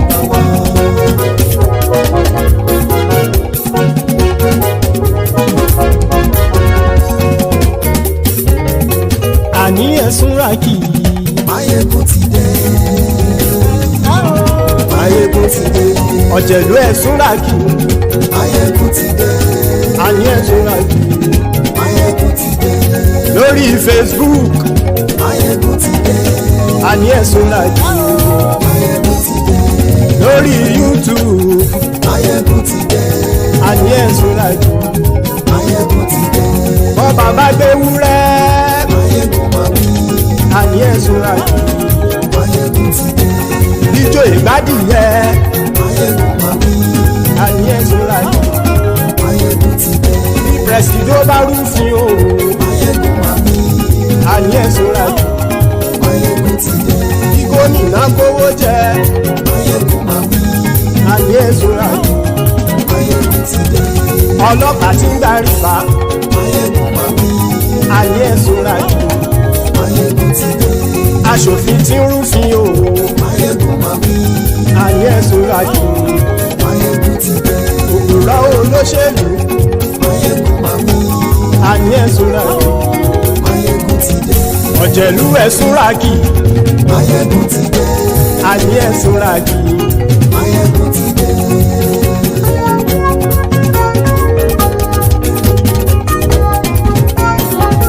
Mayegun ti dé. Gbogbo ọ̀jẹ̀lú ẹ̀sùn rákì. Mayegun ti dé. Gbogbo ọ̀jẹ̀lú ẹ̀sùn rákì. Ṣùgbọ́n ní bá ti ṣe èyí tó yẹ kí wọ́n ṣe, ọmọ bá dèrò ní fi wọ́n níran o. Mayegun ti dé. Gbogbo ọ̀jẹ̀lú ẹ̀sùn rákì. Mayegun ti dé. Gbogbo ọ̀jẹ̀lú ẹ̀sùn rákì. Ṣùgbọ́n ní bá ti ṣe èyí tó yẹ kí wọ́n ṣe, ọmọ bá dèrò ní fi wọ́n níran. wọ́n fowó bẹ́ẹ̀ o Máyégún ó sọ pé wọ́n ò bẹ́ẹ̀ wọ́n fowó bẹ́ẹ̀ Máyégún ó sọ pé wọ́n ò bẹ́ẹ̀ oníkanṣá ti ṣe èyí tó yẹ kí wọ́n ṣe fáwọn ará ìlú tó gbé wọn débẹ̀ o àyè. Máyégún ti dé gbogbo ọ̀jẹ̀lú ẹ̀ súnra kì Máyégún ti dé gbogbo ọ̀jẹ̀lú ẹ̀ súnra kì ṣùgbọ́n ní má ti ṣe yìí tó yẹ kí wọ́n ṣe ọmọ bá dẹ́rọ̀ ò ní fi wọ́n níran. Kì máa yí ṣe eré ọ̀rọ̀ yìí kì í ṣe ẹ̀fẹ̀ kì máa yí ṣe eré ọ̀rọ̀ yìí kì í ṣe ẹ̀fẹ̀ ẹni bá ti lè lẹ́bọ̀ lẹ́rù o ọmọ bá dèrò kàṣàyè tú wọn síta. Máyégún ti dé gbogbo ọ̀jẹ̀lú ẹ̀ súnra kì Máyégún ti dé gbogbo ọ̀jẹ̀lú ẹ̀ súnra kì ṣùgbọ́n ní bá ti ṣe yìí tó yẹ kí wọ́n ṣe ọmọ bá dẹ́rọ̀ ò ní fi wọ́n níran. tẹnitẹni ọmọ Máyégún ọ̀rẹ́ ara ìlú mọ̀mọ́ ni mo fọlọ́hún ṣọ́ ẹ̀ bá kìlẹ́bù lóòótọ́ olódodo ìlú ọ̀tá ìlú mọ̀mọ́ ni ìwọ ṣá máa ń ṣọ́ra kò sì mọ́ bẹ̀rù bọ́tà ń lè rí bóníṣègùn lé káwọn mọ̀mọ́ fi ṣera wọn ni ó ti dẹrùn tí wọn ò gbọ́dọ̀ sì mọ́ bẹ̀.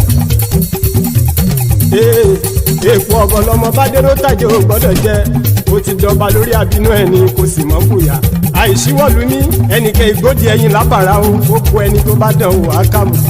Máyégún ti dé gbogbo ọ̀jẹ̀lú ẹ̀ túnra kì Máyégún ti dé gbogbo ọ̀jẹ̀lú ẹ̀ túnra kì o ẹni bá ti ṣe yìí tó yẹ kí wọ́n ṣe ọmọ bá dèrò òní fi wọ́n níran o. Máyégún ti dé gbogbo ọ̀jẹ̀lú ẹ̀ súnra kì Máyégún ti dé gbogbo ọ̀jẹ̀lú ẹ̀ súnra kì ṣùgbọ́n ní bá ti ṣe yìí tó yẹ kí wọ́n ṣe ọmọ bá dẹ́rọ̀ ò ní fi wọ́n níran.